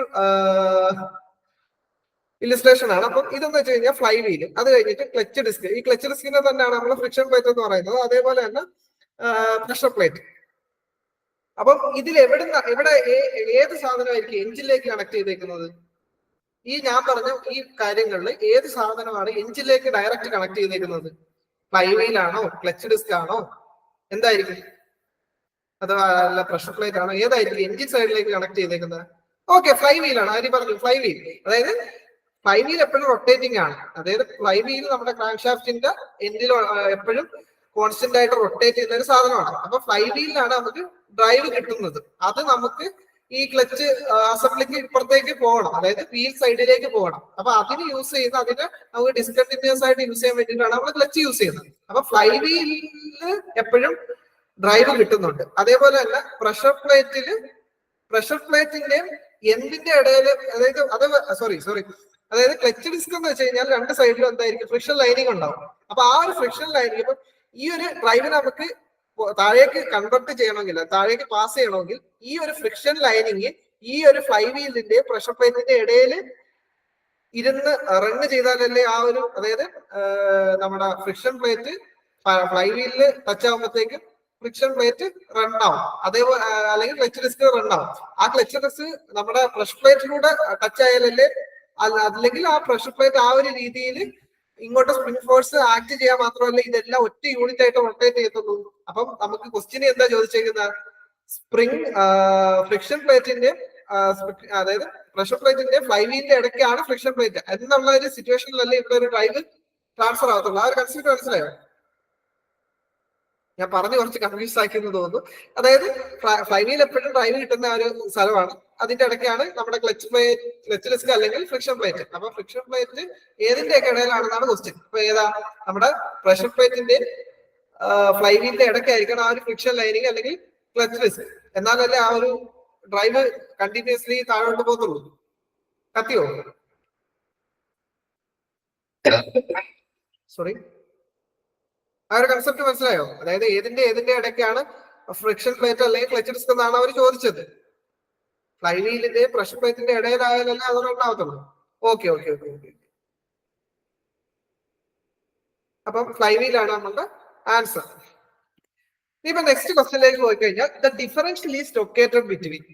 അതായത് നമ്മൾ ഈ ഒരു ട്രാൻസ്മിഷൻ സിസ്റ്റത്തിൽ നിന്ന് ക്വസ്റ്റ്യൻസ് എക്സ്പെക്ട് ചെയ്യുന്നത് ഇത് മെയിൻലി ഇങ്ങനെ ചോദിക്കാൻ സാധ്യതയുള്ളതെന്ന് വെച്ച് കഴിഞ്ഞാൽ ഓരോ ഡിവൈസിന്റെ അല്ലെങ്കിൽ ഓരോ പാർട്ടിന്റെ ലൊക്കേഷൻ വെച്ചിട്ടായിരിക്കും മിക്കപ്പോഴും ക്വസ്റ്റ്യൻസ് ചോദിക്കുന്നത്. അതാണ് ഞാൻ ഈ ഒരു രീതിയിൽ ഉദ്ദേശിച്ചത്. അതായത് ഡിഫറൻഷ്യൽ എവിടാണ്, ഡിഫറൻഷ്യൽ ഏതിന്റെ ഇടയ്ക്കാണ് ലൊക്കേറ്റ് ചെയ്തേക്കുന്നത്. അപ്പൊ നമുക്ക് ജസ്റ്റ് ഒരു ട്രാൻസ്മിഷൻ സിസ്റ്റം നോക്കാം. അതായത് ഫസ്റ്റ് എന്ന് വെച്ച് കഴിഞ്ഞാൽ എഞ്ചിനാണ്. അപ്പൊ എഞ്ചിനിൽ നിന്നാണ് നമുക്ക് പവർ കിട്ടുന്നത്. ആ ഒരു എഞ്ചിനിൽ നിന്നുള്ള പവറിന് നമ്മൾ ടയറിലേക്ക് പവർ കൊടുക്കണോ വേണ്ടയോ എന്ന് തീരുമാനിക്കുന്ന ആ ഒരു സിസ്റ്റം, അതായത് നെക്സ്റ്റ് ക്ലച്ച് ആയിരിക്കും. അതായത് ക്ലച്ച് അല്ലെങ്കിൽ ട്രാൻസ്മിഷൻ സിസ്റ്റം എന്ന് പറയും. ആ ഒരു ട്രാൻസ്മിഷൻ സിസ്റ്റം. അതിനുശേഷം നമുക്ക് ട്രാൻസ്മിഷൻ സിസ്റ്റത്തിന്റെ താഴേക്കാണ് പ്രൊപ്പല്ലർ ഷാഫ്റ്റ്. അതായത് നമ്മളിപ്പോ വലിയ ലോറിയിലേക്ക് അടിയിൽ നോക്കുമ്പോഴത്തേക്ക് ഒരു റൊട്ടേറ്റ് ചെയ്യുന്ന ഒരു റോഡുണ്ട്. ആ ഒരു റോഡിനെയാണ് നമ്മൾ പ്രൊപ്പല്ലർ ഷാഫ്റ്റ് എന്ന് പറയുന്നത്. ഈ ഓറഞ്ച് കളർ കാണിച്ചിരുന്നതാണ് പ്രൊപ്പല്ലർ ഷാഫ്റ്റ്. ഈ ഒരു പ്രൊപ്പല്ലർ ഷാഫ്റ്റ് റിയർ ആക്സിൽ എത്തുമ്പോഴത്തേക്ക് രണ്ട് വീൽ ഉള്ളത് കൊണ്ട് തന്നെ ഈ ഒരു ഡ്രൈവ് നമുക്ക് രണ്ട് വീലിലേക്കും കൊടുക്കണം. അതിന് നമുക്ക് രണ്ട് വീലിലേക്കും ഈ വേണ്ട അമൗണ്ടിൽ ഡ്രൈവ് കൊടുക്കാൻ വേണ്ടിയിട്ടുള്ള ആ ഒരു ഡ്രൈവിനെ 90 ഡിഗ്രിയിൽ റൊട്ടേറ്റ് ചെയ്യുന്ന ആ ഒരു സാധനത്തിനെയാണ് നമ്മൾ ഡിഫറൻഷ്യൽ എന്ന് പറയുന്നത്. ഇതാണ് നമ്മുടെ ഡിഫറൻഷ്യൽ. ഈ ഡിഫറൻഷ്യൽ അത് കഴിഞ്ഞിട്ട് നമ്മുടെ റിയർ ആക്സിൽസ് പിന്നെ വീല്. അപ്പൊ ഇതാണ് നമ്മുടെ ഒരു ജസ്റ്റ് ഒരു സിംപ്ലിഫൈഡ് ആയിട്ടുള്ള ഒരു ട്രാൻസ്മിഷൻ സിസ്റ്റം. അപ്പൊ ഇവിടെ ചോദിച്ചിരിക്കുന്നത് എന്താണെന്ന് വെച്ച് കഴിഞ്ഞാൽ ഡിഫറൻഷ്യൽ എവിടെയാണ് ലൊക്കേറ്റ് ചെയ്തേക്കുന്നത് എന്നാണ്. അതായത് പ്രൊപ്പല്ലർ ഷാഫ്റ്റിന്റെ എന്തിന്റെ ഇടയിലാണ് ഡിഫറൻഷ്യൽ എന്നാണ് ചോദിച്ചിരിക്കുന്നത്. അപ്പൊ ഇതെന്ന് വെച്ച് കഴിഞ്ഞാൽ ഇതാണ് നമ്മുടെ ഡിഫറൻഷ്യൽ എന്ന് മനസ്സിലായി. ഇതെന്ന് വെച്ച് കഴിഞ്ഞാൽ പ്രൊപ്പല്ലർ ഷാഫ്റ്റ് ആണ്. അതിനുശേഷം ഏതാണ് വരുന്നതെന്നാണ് നോക്കുന്നത്. ക്ലച്ച് എവിടെയാണ്? ക്ലച്ച് എന്ന് വെച്ച് കഴിഞ്ഞാൽ പ്രൊപ്പല്ലർ ഷാഫ്റ്റിന്റെ മുമ്പിലാണ്. അതുകൊണ്ട് അത് ഓപ്ഷൻ എ എന്ന് വെച്ച് കഴിഞ്ഞാൽ തെറ്റാണ്. ഇനി എഞ്ചിൻ എന്ന് വെച്ചാൽ ഏറ്റവും ഫ്രണ്ടിലാണ്, അതുമല്ല. ഇനി റിയർ ആക്സിൽ അല്ലേ? അതായത് ഈ ഡിഫറൻഷ്യൽ കഴിഞ്ഞാൽ റിയർ ആക്സിലാണ്. അതായത് നമ്മുടെ പ്രൊപ്പല്ലർ ഡിഫറൻഷ്യൽ എവിടെയാണ് ഇരിക്കുന്നത്, സിറ്റുവേറ്റ് ചെയ്യുന്നത്? നമ്മുടെ പ്രൊപ്പല്ലർ ഷാഫ്റ്റിന്റെ റിയർ ആക്സിലിന്റെ ഇടയ്ക്കാണ് നമ്മുടെ ഡിഫറൻഷ്യൽ ഇരിക്കുന്നത്. അപ്പൊ ഓപ്ഷൻ സി ആണ് കറക്റ്റ്. പിന്നെ ഇവിടെ ഇത് ചോദിക്കാൻ സാധ്യതയുള്ള ഒരു ക്വസ്റ്റ്യൻ എന്ന് വെച്ച് കഴിഞ്ഞാൽ ഈ യു ജോയിന്റിലാണ് റിലേറ്റ് ചെയ്തിട്ടുള്ള കൺസെപ്റ്റ് ആണ്. അതായത് നമ്മളിപ്പം എഞ്ചിനൊക്കെ എന്ന് വെച്ച് കഴിഞ്ഞാൽ എവിടെ ആയിരിക്കും ഇരിക്കുന്നത്? എഞ്ചിൻ എന്ന് വെച്ച് കഴിഞ്ഞാൽ എപ്പോഴും നമ്മുടെ ചേസിലായിരിക്കും ഇരിക്കുന്നത്. അതായത് ഫിക്സ്ഡ് ആണ് ഇരിക്കുന്നത്. പക്ഷെ നമ്മുടെയൊക്കെ റോഡൊക്കെ എന്ന് വെച്ച് കഴിഞ്ഞാല് അങ്ങോട്ടും ഇങ്ങോട്ടും മൂവ്മെന്റ് ഒക്കെ ഉണ്ടാവും. അതായത് നമുക്ക് സസ്പെൻഷൻ സിസ്റ്റം ഉണ്ട്. അതുകൊണ്ട് തന്നെ നമ്മുടെ ആക്സിലും മുകളിലോട്ടും താഴോട്ടും ഒക്കെ മൂവ്മെന്റ് നടത്തും. അപ്പൊ ഇതൊരു ഈ ഒരു പ്രൊപ്പല്ലർ ഷാഫ്റ്റ് വളരെ റിജിഡ് ആയിട്ടുള്ള ഒരു ജോയിന്റ് ആണെങ്കിൽ എപ്പം ആക്സിൽ നമ്മുടെ ഷാഫ്റ്റ് ഒടിഞ്ഞെന്ന് ചോദിച്ചാൽ മതി. അതുകൊണ്ട് നമ്മൾ എന്ത് ചെയ്യും? ചെറിയൊരു അപ്പും ഡൗണും മൂവ്മെന്റ് ഒക്കെ നമുക്ക് വലുതായിട്ട് മാറ്റം, നമുക്ക് ഡിഫ്ലക്ഷൻ, ആ ഒരു ചെറിയൊരു ആംഗുലാർ മൂവ്മെന്റ് ഒക്കെ അനുവദിക്കാൻ വേണ്ടിയിട്ടാണ് നമ്മളിവിടെ യു ജോയിന്റ് യൂസ് ചെയ്തത്. ഈ രണ്ട് യു ജോയിന്റ് എന്ന് വെച്ച് കഴിഞ്ഞാൽ അതായത് ഈ നമ്മുടെ എഞ്ചിൻ ഇരിക്കുന്ന ലെവലും അതേപോലെ റിയർ ആക്സിലിന്റെ ലെവലും തമ്മിൽ ഇടയ്ക്കിടയ്ക്ക് അങ്ങോട്ടും ഇങ്ങോട്ടും ഈ സസ്പെൻഷൻ വർക്ക് ചെയ്യുന്നതിനനുസരിച്ച് മാറ്റങ്ങൾ ഉണ്ടാവും. അപ്പൊ ഈ ഒരു സാധനം നമുക്ക് പ്രൊപ്പല്ലർ ഷാഫ്റ്റ് ഒരു റിജിഡ് ജോയിന്റ് ആയിരുന്നെങ്കിൽ ഷാഫ്റ്റ് അവിടെ ഒടിയും. ആ ഒരു ജോയിന്റിന് നമുക്ക് അക്കോമഡേറ്റ് ചെയ്യാൻ വേണ്ടിയിട്ടാണ് നമ്മൾ ഈ യു ജോയിന്റ്സ് യൂസ് ചെയ്യുന്നത്. അപ്പൊ റിയർ ആക്സിലാണ് നമ്മുടെ ആൻസർ. ഇനിയിപ്പോ നമ്മൾ നെക്സ്റ്റ് പോർഷൻ എന്ന് വെച്ച് കഴിഞ്ഞാൽ എഞ്ചിനീയറിംഗ് മെറ്റീരിയൽസും മാനുഫാക്ചറിംഗ് പ്രോസസ്സും, ആ ഒരു ടോപ്പിക്കിൽ നിന്നുള്ള കുറച്ച് ക്വസ്റ്റ്യൻ നോക്കാം. അപ്പം alloy of copper and zinc, അത് വളരെ ബേസിക് ആയിട്ടുള്ള ക്വസ്റ്റ്യൻസ് ആണ്. നിങ്ങൾ പറഞ്ഞ കോപ്പറിന്റെ സിങ്കിന്റെ അലോയ് പറയുന്ന പേരെന്താ? കോപ്പറിന്റെ സിങ്കിന്റെ അലോയ് ഓപ്ഷൻ ബ്രാസ് ആണ് കോപ്പറിന്റെ സിങ്കിന്റെ അലോയ്. അപ്പം പല ഇഷ്ടംപോലെ അലോയ്സ് ഉണ്ടെങ്കിലും ബേസിക് ആയിട്ട് നമ്മൾ പണ്ടേ പഠിക്കുന്ന, അതായത് ബ്രാസ്, ബ്രോൺസ്, അങ്ങനെയുള്ള കാര്യങ്ങൾ എപ്പോഴും ഓർത്ത് വെച്ചേക്കണം. കാര്യം ഒരു എല്ലാ സ്ട്രീമിനും ഉള്ള ഒരു എക്സാം ആയതുകൊണ്ട് തന്നെ കുറച്ച് ബേസിക് ആയിട്ടുള്ള ക്വസ്റ്റ്യൻസ് ആയിരിക്കും ഈ ഒരു പോർഷനിൽ നിന്നൊക്കെ ചോദിക്കുന്നത്. കാര്യം വളരെയധികം ഫാക്ച്വൽ ആയിട്ടുള്ള ടോപ്പിക് ഒക്കെ ഉള്ളത് കൊണ്ട് വളരെ ബേസിക് ആയിട്ടുള്ള ക്വസ്റ്റ്യൻസ് ആയിരിക്കും ഈ ഒരു പോർഷനിൽ ചോദിക്കുന്നത്. അപ്പം നമ്മുടെ ഈ ഒരു പർട്ടിക്കുലർ ക്വസ്റ്റ്യന്റെ ആൻസർ ഓപ്ഷൻ എ ബ്രാസ് ആണ്. പിന്നെ നിക്കൽ ഒരു എലമെന്റ് ആണ്. പിന്നെ ബ്രോൺസ് എന്തിന്റെയൊക്കെ അലോയ് ആണ്? ബ്രോൺസ് എന്തിന്റെ? കോപ്പറിന്റെ. ബ്രോൺസ് എന്തിന്റെയൊക്കെ അലോയ് ആണ്? കോപ്പറിന്റെ, ടിന്നിന്റെ. കോപ്പറിന്റെ ടിന്നിന്റെ അലോയ് ആണ് ബ്രോൺസ്. പിന്നെ ഡ്യൂറാലുമിൻ, അലൂമിനിയം, കോപ്പർ. അപ്പൊ ആ ഒരു രീതിയിലുള്ള ഒരു അലോയ് ആണ്. അപ്പൊ ഈ ഒരു പർട്ടിക്കുലർ ക്വസ്റ്റ്യന്റെ ആൻസർ എന്ന് വെച്ച് കഴിഞ്ഞാൽ ബ്രാസ് ആണ്. ഇനി നെക്സ്റ്റ് ക്വസ്റ്റ്യനിലേക്ക് പോകുമ്പോൾ the property of a material by which it can be beaten or rolled into thin plates. അതായത് വളരെ തിന്നായിട്ടുള്ള പ്ലേറ്റ്സ് ആക്കാൻ വേണ്ടിയിട്ട് ഒരു മെറ്റീരിയലിന് ആ ഒരു തിൻ പ്ലേറ്റ് ആക്കാനുള്ള എബിലിറ്റി എന്താണ് നമ്മൾ പറയാ? നമ്മൾ പണ്ടേ പഠിക്കുന്ന കാര്യങ്ങളാണ്. എന്താണ്? മാലിബിലിറ്റി. ഓപ്ഷൻ സി ആണ് മാലിബിലിറ്റി. ഇനിയിപ്പോ ഡക്റ്റിലിറ്റി എന്ന് എന്തായിരുന്നു? അതായത് വളരെ തിൻ ക്രോസ് സെക്ഷനിലേക്ക് വയറുകളായിട്ട് നമുക്ക് ടെൻസൈൽ ഫോഴ്സ് കൊടുത്ത് ഡ്രോ ചെയ്യാൻ പറ്റുന്ന ആ ഒരു എബിലിറ്റിയാണ് നമ്മൾ ഡക്റ്റിലിറ്റി എന്ന് പറയുന്നത്. ഇപ്പൊ ഒരു സാധാരണ ഡക്റ്റൈൽ ആണെന്ന് വെച്ച് കഴിഞ്ഞാൽ നമുക്ക് അതിനെ വലിച്ചു നീട്ടാൻ പറ്റും. അതാണ് നമ്മൾ ഡക്റ്റിലിറ്റി എന്നുകൊണ്ട് ഉദ്ദേശിക്കുന്നത്. ഇനിയിപ്പോ ഇലാസ്റ്റിസിറ്റി എന്ന് വെച്ചാൽ എന്താ? നമ്മളൊരു ഫോഴ്സ് കൊടുത്ത് ഒരു ഡിഫോർമേഷൻ ഉണ്ടായി, നമ്മൾ ആ ഫോഴ്സ് റിട്രാക്ട് ചെയ്യുമ്പോഴത്തേക്ക് വീണ്ടും പഴയ പൊസിഷനിലേക്ക് വരാൻ, പഴയ ഷേപ്പിലേക്ക് സൈസിലേക്ക് വരാനുള്ള ആ ഒരു എബിലിറ്റിയാണ് നമ്മൾ ഇലാസ്റ്റിസിറ്റി എന്ന് പറയുന്നത്. ഇനിയിപ്പോ പ്ലാസ്റ്റിസിറ്റി ആണ് എന്താ? പ്ലാസ്റ്റിസിറ്റി അതായത് ഒരു പെർമനന്റ് ഡിഫോർമേഷൻ ഉണ്ടാക്കാനുള്ള എബിലിറ്റി. അതായത് നമ്മളിപ്പം ഡിഫോം ചെയ്യുകയാണെങ്കിൽ ആ ഒരു ബോഡി ഡിഫോമഡ് ആവാനുള്ള, അതായത് പെർമനന്റ് ആയിട്ട് നമ്മളിപ്പോ ഫോഴ്സ് റിമൂവ് ചെയ്താൽ പോലും ആ ഒരു ഷേപ്പിലേക്ക് സൈസിലേക്ക് അത് മാറും. ആ ഒരു എബിലിറ്റിയാണ് നമ്മൾ പ്ലാസ്റ്റിസിറ്റി എന്ന് പറയുന്നത്. അപ്പൊ ആ ഒരു 4 പ്രോപ്പർട്ടി മനസ്സിലായി. ഈ ബേസിക് പ്രോപ്പർട്ടീസ് എല്ലാം പഠിച്ചു വെക്കുന്ന കാര്യം ഇത് ക്വസ്റ്റ്യൻസ് ചോദിക്കാൻ സാധ്യത നല്ല കൂടുതലാണ്. അപ്പൊ മാലിബിലിറ്റി ആണ് ഈ ഒരു പർട്ടിക്കുലർ ക്വസ്റ്റ്യന്റെ ആൻസർ. ഇനിയിപ്പോ നെക്സ്റ്റ് ക്വസ്റ്റ്യൻ എടുത്തു കഴിഞ്ഞാൽ എന്താ? What is the property of material which enable it to be drawn into wires with the application of tensile force? അതായത് ടെൻസൈൽ ഫോഴ്സ് മൂലം വളരെ തിൻ ക്രോസ് സെക്ഷൻ കുറവുള്ള വയേഴ്സ് ആക്കാൻ ഡ്രോ ചെയ്യാനുള്ള ആ ഒരു എബിലിറ്റി എന്തായിരിക്കും പറയുന്നത്? എന്തായിരിക്കും? അതേ ഹരിക്കും ആ ഡക്റ്റിലിറ്റി ആണ്, നമ്മൾ പറഞ്ഞതാണ്. അതായത് വളരെ ടെൻസൈൽ ഫോഴ്സ് കൊടുത്ത് വളരെ നമുക്ക് നീളം കൂട്ടാൻ, അതായത് ആ ഒരു രീതിയിൽ വളരെ തിന്നായിട്ടുള്ള ക്രോസ് സെക്ഷൻ കുറഞ്ഞ വയേഴ്സ് ആക്കാനുള്ള ആ ഒരു പ്രോപ്പർട്ടിയാണ് നമ്മൾ ഡക്റ്റിലിറ്റി എന്ന് പറയുന്നത്. പിന്നെ ബാക്കിയുള്ള പ്രോപ്പർട്ടി നമ്മൾ ഓൾറെഡി പറഞ്ഞതാണ്. ഓപ്ഷൻ സി ആണ് കറക്റ്റ് ആയിട്ടുള്ള ആൻസർ. ഇനിയിപ്പോ എന്താ? Draft on a pattern for casting is provided. അതായത് ഒരു കാസ്റ്റിംഗിന് ഡ്രാഫ്റ്റ് എന്തിനാണ് പ്രൊവൈഡ് ചെയ്യുന്നത് എന്നാണ്? എന്തിനാണ്? ഐഡിയ ഉണ്ടോ?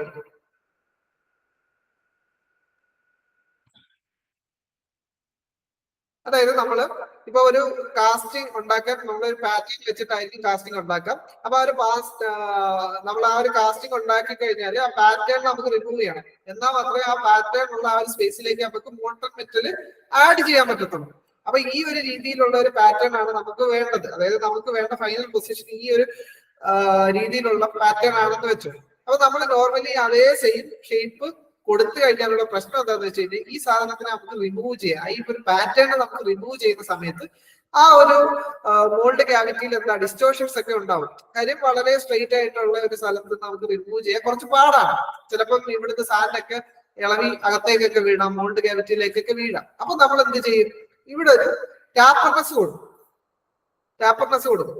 ഈ ഒരു ഷേപ്പ് മതി, പക്ഷെ നമ്മൾ കുറച്ച് എക്സ്ട്രാ ഒരു ക്യാവിറ്റി കൊടുത്തിട്ട് ആ ഒരു ടാപ്പർനെസ് കൊടുക്കും. ആ ഒരു ടാപ്പർനെസ് കൊടുക്കുമ്പോഴത്തേക്കും വളരെ ഈസി ആയിട്ട് നമുക്ക് ഈ ഒരു കാസ്റ്റ് ഈ ഒരു പാറ്റേൺ റിമൂവ് ചെയ്യാം. പിന്നീട് നമുക്ക് ഈ ഒരു മെറ്റല്, ഈ മോൾട്ടർ മെറ്റൽ നമ്മൾ ഒഴിച്ചു കഴിഞ്ഞാൽ അത് സോൾഡിഫൈ ചെയ്യുമ്പോഴത്തേക്കും ഈ ഇത്രയും പോർഷൻസ് നമുക്ക് മെഷീൻ ചെയ്ത് കഴിഞ്ഞു കഴിഞ്ഞാൽ കറക്റ്റ് ഈ ഒരു ഷേപ്പിലുള്ള സാധനം നമുക്ക് കിട്ടും. അപ്പൊ അതിനു വേണ്ടി നമ്മൾ ടാപ്പേർഡ് ആയിട്ടുള്ള ഒരു ടാപ്പേർഡ് ആയിട്ടുള്ള ഒരു ഷേപ്പ് അവിടെ ഒരു റിമൂവലിന് ഫെസിലിറ്റേറ്റ് ചെയ്യാൻ കൊടുക്കുന്നതിനെയാണ് നമ്മൾ ഡ്രാഫ്റ്റ് എലമെന്റ്സ് എന്നുകൊണ്ട് ഉദ്ദേശിക്കുന്നത്. അപ്പൊ ഈ ഒരു പർട്ടിക്കുലർ ക്വസ്റ്റ്യന്റെ ആൻസർ എന്തായിരിക്കും? Option C, taper to facilitate removal from the mould ആയിരിക്കും. ഇനിയിപ്പോ ഷ്രിങ്കേജ് എലമെന്റ്സ് എന്തായിരുന്നു? ഷ്രിങ്കേജ് എലമെന്റ്സ് എന്ന് വെച്ചാൽ കാര്യം എന്ന് വെച്ചാൽ നമ്മളിപ്പോ മോൾട്ടൺ മെറ്റൽ, അതായത് ലിക്വിഡ് സ്റ്റേറ്റിലുള്ള മോൾട്ടൺ മെറ്റൽ നമ്മൾ പോർ ചെയ്ത് കഴിഞ്ഞാൽ ഇത് സോൾഡിഫൈ ചെയ്യുമ്പോൾ ഇതിന്റെ ഡെൻസിറ്റി കുറയും, വോളിയം കുറയും, അതായത് കുറച്ചുകൂടെ ചെറുതാവും.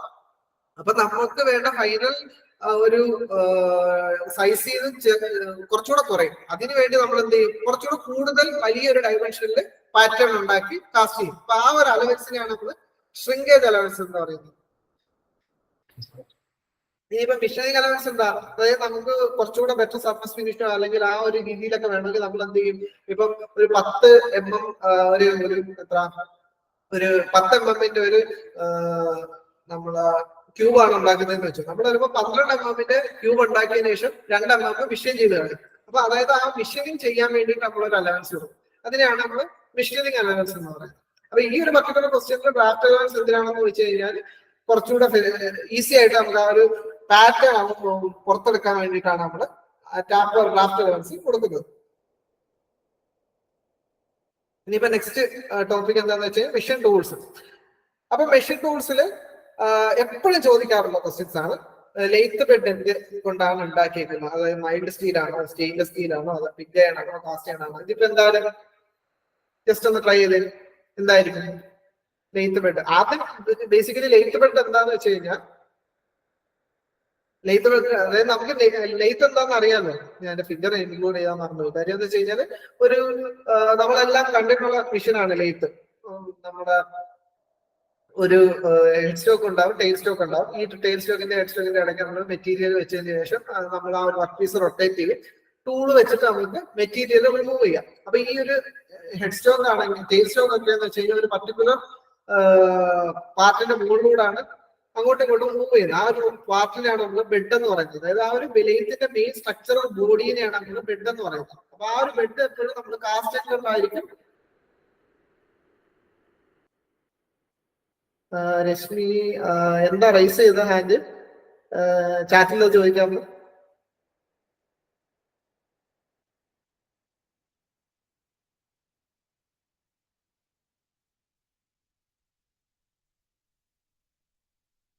രശ്മി എന്തെങ്കിലും ഡൗട്ട് ഉണ്ടോ?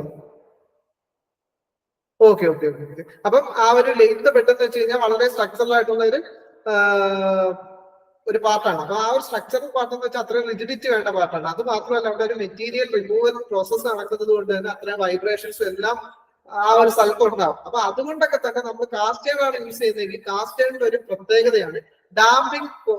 കുറച്ച് ഡാമ്പിങ് പ്രത്യേകതകളുണ്ട്. അതായത് വൈബ്രേഷൻ ഒക്കെ ഉണ്ടാവുകയാണെങ്കിൽ അതിനെ ഡാമ്പ് ചെയ്ത് കുറയ്ക്കാനുള്ള ഒരു എബിലിറ്റി കാസ്റ്റ് ചെയ്യാനുണ്ട്. അപ്പൊ അതൊക്കെ കൊണ്ടും പിന്നെ അതേപോലെ ഭയങ്കര ഹാർഡ് ഉണ്ട്, വിയർ റെസിസ്റ്റന്റ് ആണ്. അതൊക്കെ കൊണ്ട് നമ്മൾ ലെയ്ത്ത് ബെഡ് മേക്ക് ചെയ്യാൻ യൂസ് ചെയ്യുന്ന കാസ്റ്റ് അയൺ ആയിരിക്കും. അപ്പൊ ഓപ്ഷൻ ഡി കാസ്റ്റ് അയൺ ആണ് ഈ ഒരു പർട്ടിക്കുലർ ക്വസ്റ്റ്യന്റെ ആൻസർ. ഇനിയിപ്പം 25th question, operation of bevelling the extreme end of work piece is known as. അതായത് നമ്മുടെ ഒരു വർക്ക് പീസിന്റെ എക്സ്ട്രീം എൻഡ് വിവല് ചെയ്യുന്ന ആ ഒരു പ്രോസസ് എന്താണെന്നാണ് ചോദിച്ചേക്കുന്നത്.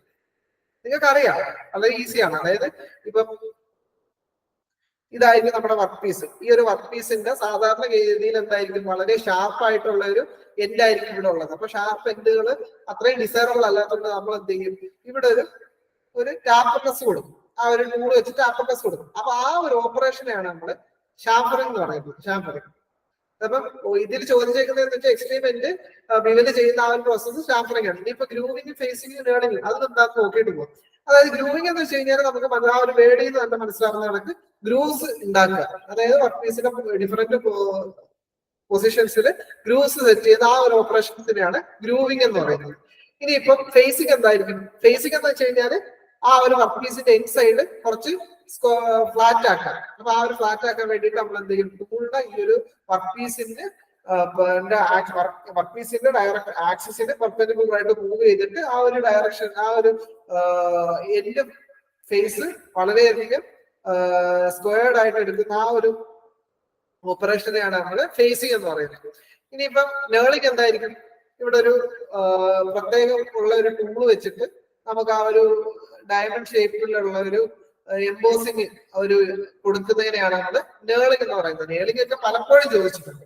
അപ്പൊ ഈ ഒരു രീതിയിൽ വളരെ സിമ്പിൾ ആയിട്ടുള്ള ഓപ്പറേഷൻസ് കൂടെ നമ്മൾ മനസ്സിലാക്കി വെച്ചേക്കാം. ആദ്യം എന്തായിരുന്നു, നമ്മൾ ഷാർപ്പറിംഗ് ആണ് ആ ഒരു വിവലിംഗ് ചെയ്യുന്നത്. അതേപോലെ തന്നെ ആ ഒരു ഗ്രൂസ് സെറ്റാക്കുന്നതിനാണ് ഗ്രൂവിംഗ്. പിന്നീട് എൻഡ്, ഈ ഫേസിംഗ് ഇഷ്ടംപോലെ ചോദിച്ചിട്ടുള്ളതാണ്. അപ്പൊ ഫേസിംഗ് എന്ന് വെച്ച് കഴിഞ്ഞാൽ ആ ഒരു എക്സ്ട്രീം എൻഡ്, ആ ഒരു സർഫസ് വളരെ സ്ക്വയർഡ് ആയിട്ട് എടുക്കുന്നു, അതായത് ഫ്ലാറ്റ് ആക്കി എടുക്കുന്നു. ആ ഒരു പ്രോസസ്സിനെയാണ് നമ്മൾ ഫേസിംഗ് എന്നുകൊണ്ട് ഉദ്ദേശിക്കുന്നത്. പിന്നെ ഉള്ളതെന്ന് വെച്ച് കഴിഞ്ഞാൽ ലേണിംഗ് എന്ന് വെച്ച് കഴിഞ്ഞാൽ ആ ഒരു ഡയമണ്ട് ഷേപ്പ് ആയിട്ടുള്ള ഒരു എംബോസ് ചെയ്യുന്ന ആ ഒരു ഷേപ്പ് അവിടെ എംബോസ് ചെയ്യുന്നതിനെയാണ് നമ്മൾ നേളിംഗ് എന്നുകൊണ്ട് ഉദ്ദേശിക്കുന്നത്. ഇനിയിപ്പോ നെക്സ്റ്റ് നമുക്ക് എമിഷൻ സ്റ്റാൻഡേർഡ്. ഇതിന് സാധാരണ വളരെ ബേസിക് ആയിട്ടുള്ള ക്വസ്റ്റ്യൻസ് ഒക്കെ ചോദിക്കുന്നത്. നമുക്ക് നോർമൽ ഡേ ടു ഡേ ലൈഫിൽ അറിയാവുന്ന അല്ലെങ്കിൽ നമ്മൾ എക്സ്പോസ്ഡ് ആയിട്ടുള്ള കാര്യങ്ങളൊക്കെയാണ് ഇതിൽ നിന്ന് ചോദിക്കാൻ സാധ്യതയുള്ളത്.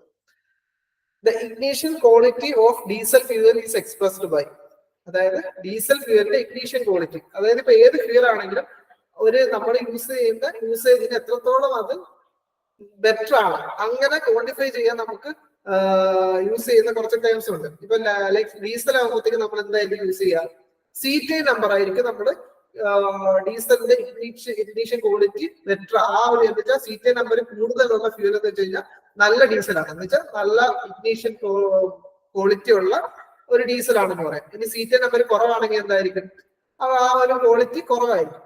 ഇനി അതേപോലെ തന്നെ പെട്രോളിലാണെങ്കിൽ ഏതായിരിക്കും നമ്പർ, ക്വാളിറ്റി സ്പെസിഫൈ ചെയ്യുന്ന നമ്പർ പെട്രോളിലാണെങ്കിൽ ഒക്ടേൻ നമ്പറാണ്. അപ്പൊ നമുക്ക് നമ്മൾ CT നമ്പറിനെക്കാട്ടി കുറച്ചുകൂടി ഡേ ടു ഡേ ലൈഫിൽ നമ്മൾ കാണുന്നത് ഇപ്പൊ പെട്രോളൊക്കെ അടിക്കാൻ പോകുമ്പോഴത്തേക്ക് പ്രത്യേകിച്ച് ഹൈ ഒക്ടേൻ ഫ്യൂൽസ് അല്ലെങ്കിൽ പവർ ഫ്യൂൽസ് അതെന്ന് വെച്ച് കഴിഞ്ഞാൽ ഒക്ടേൻ നമ്പർ കൂടുതലുള്ളതും പിന്നെ കുറച്ച് അഡിറ്റീവ്സ് ഒക്കെ അവർ ആഡ് ചെയ്യും.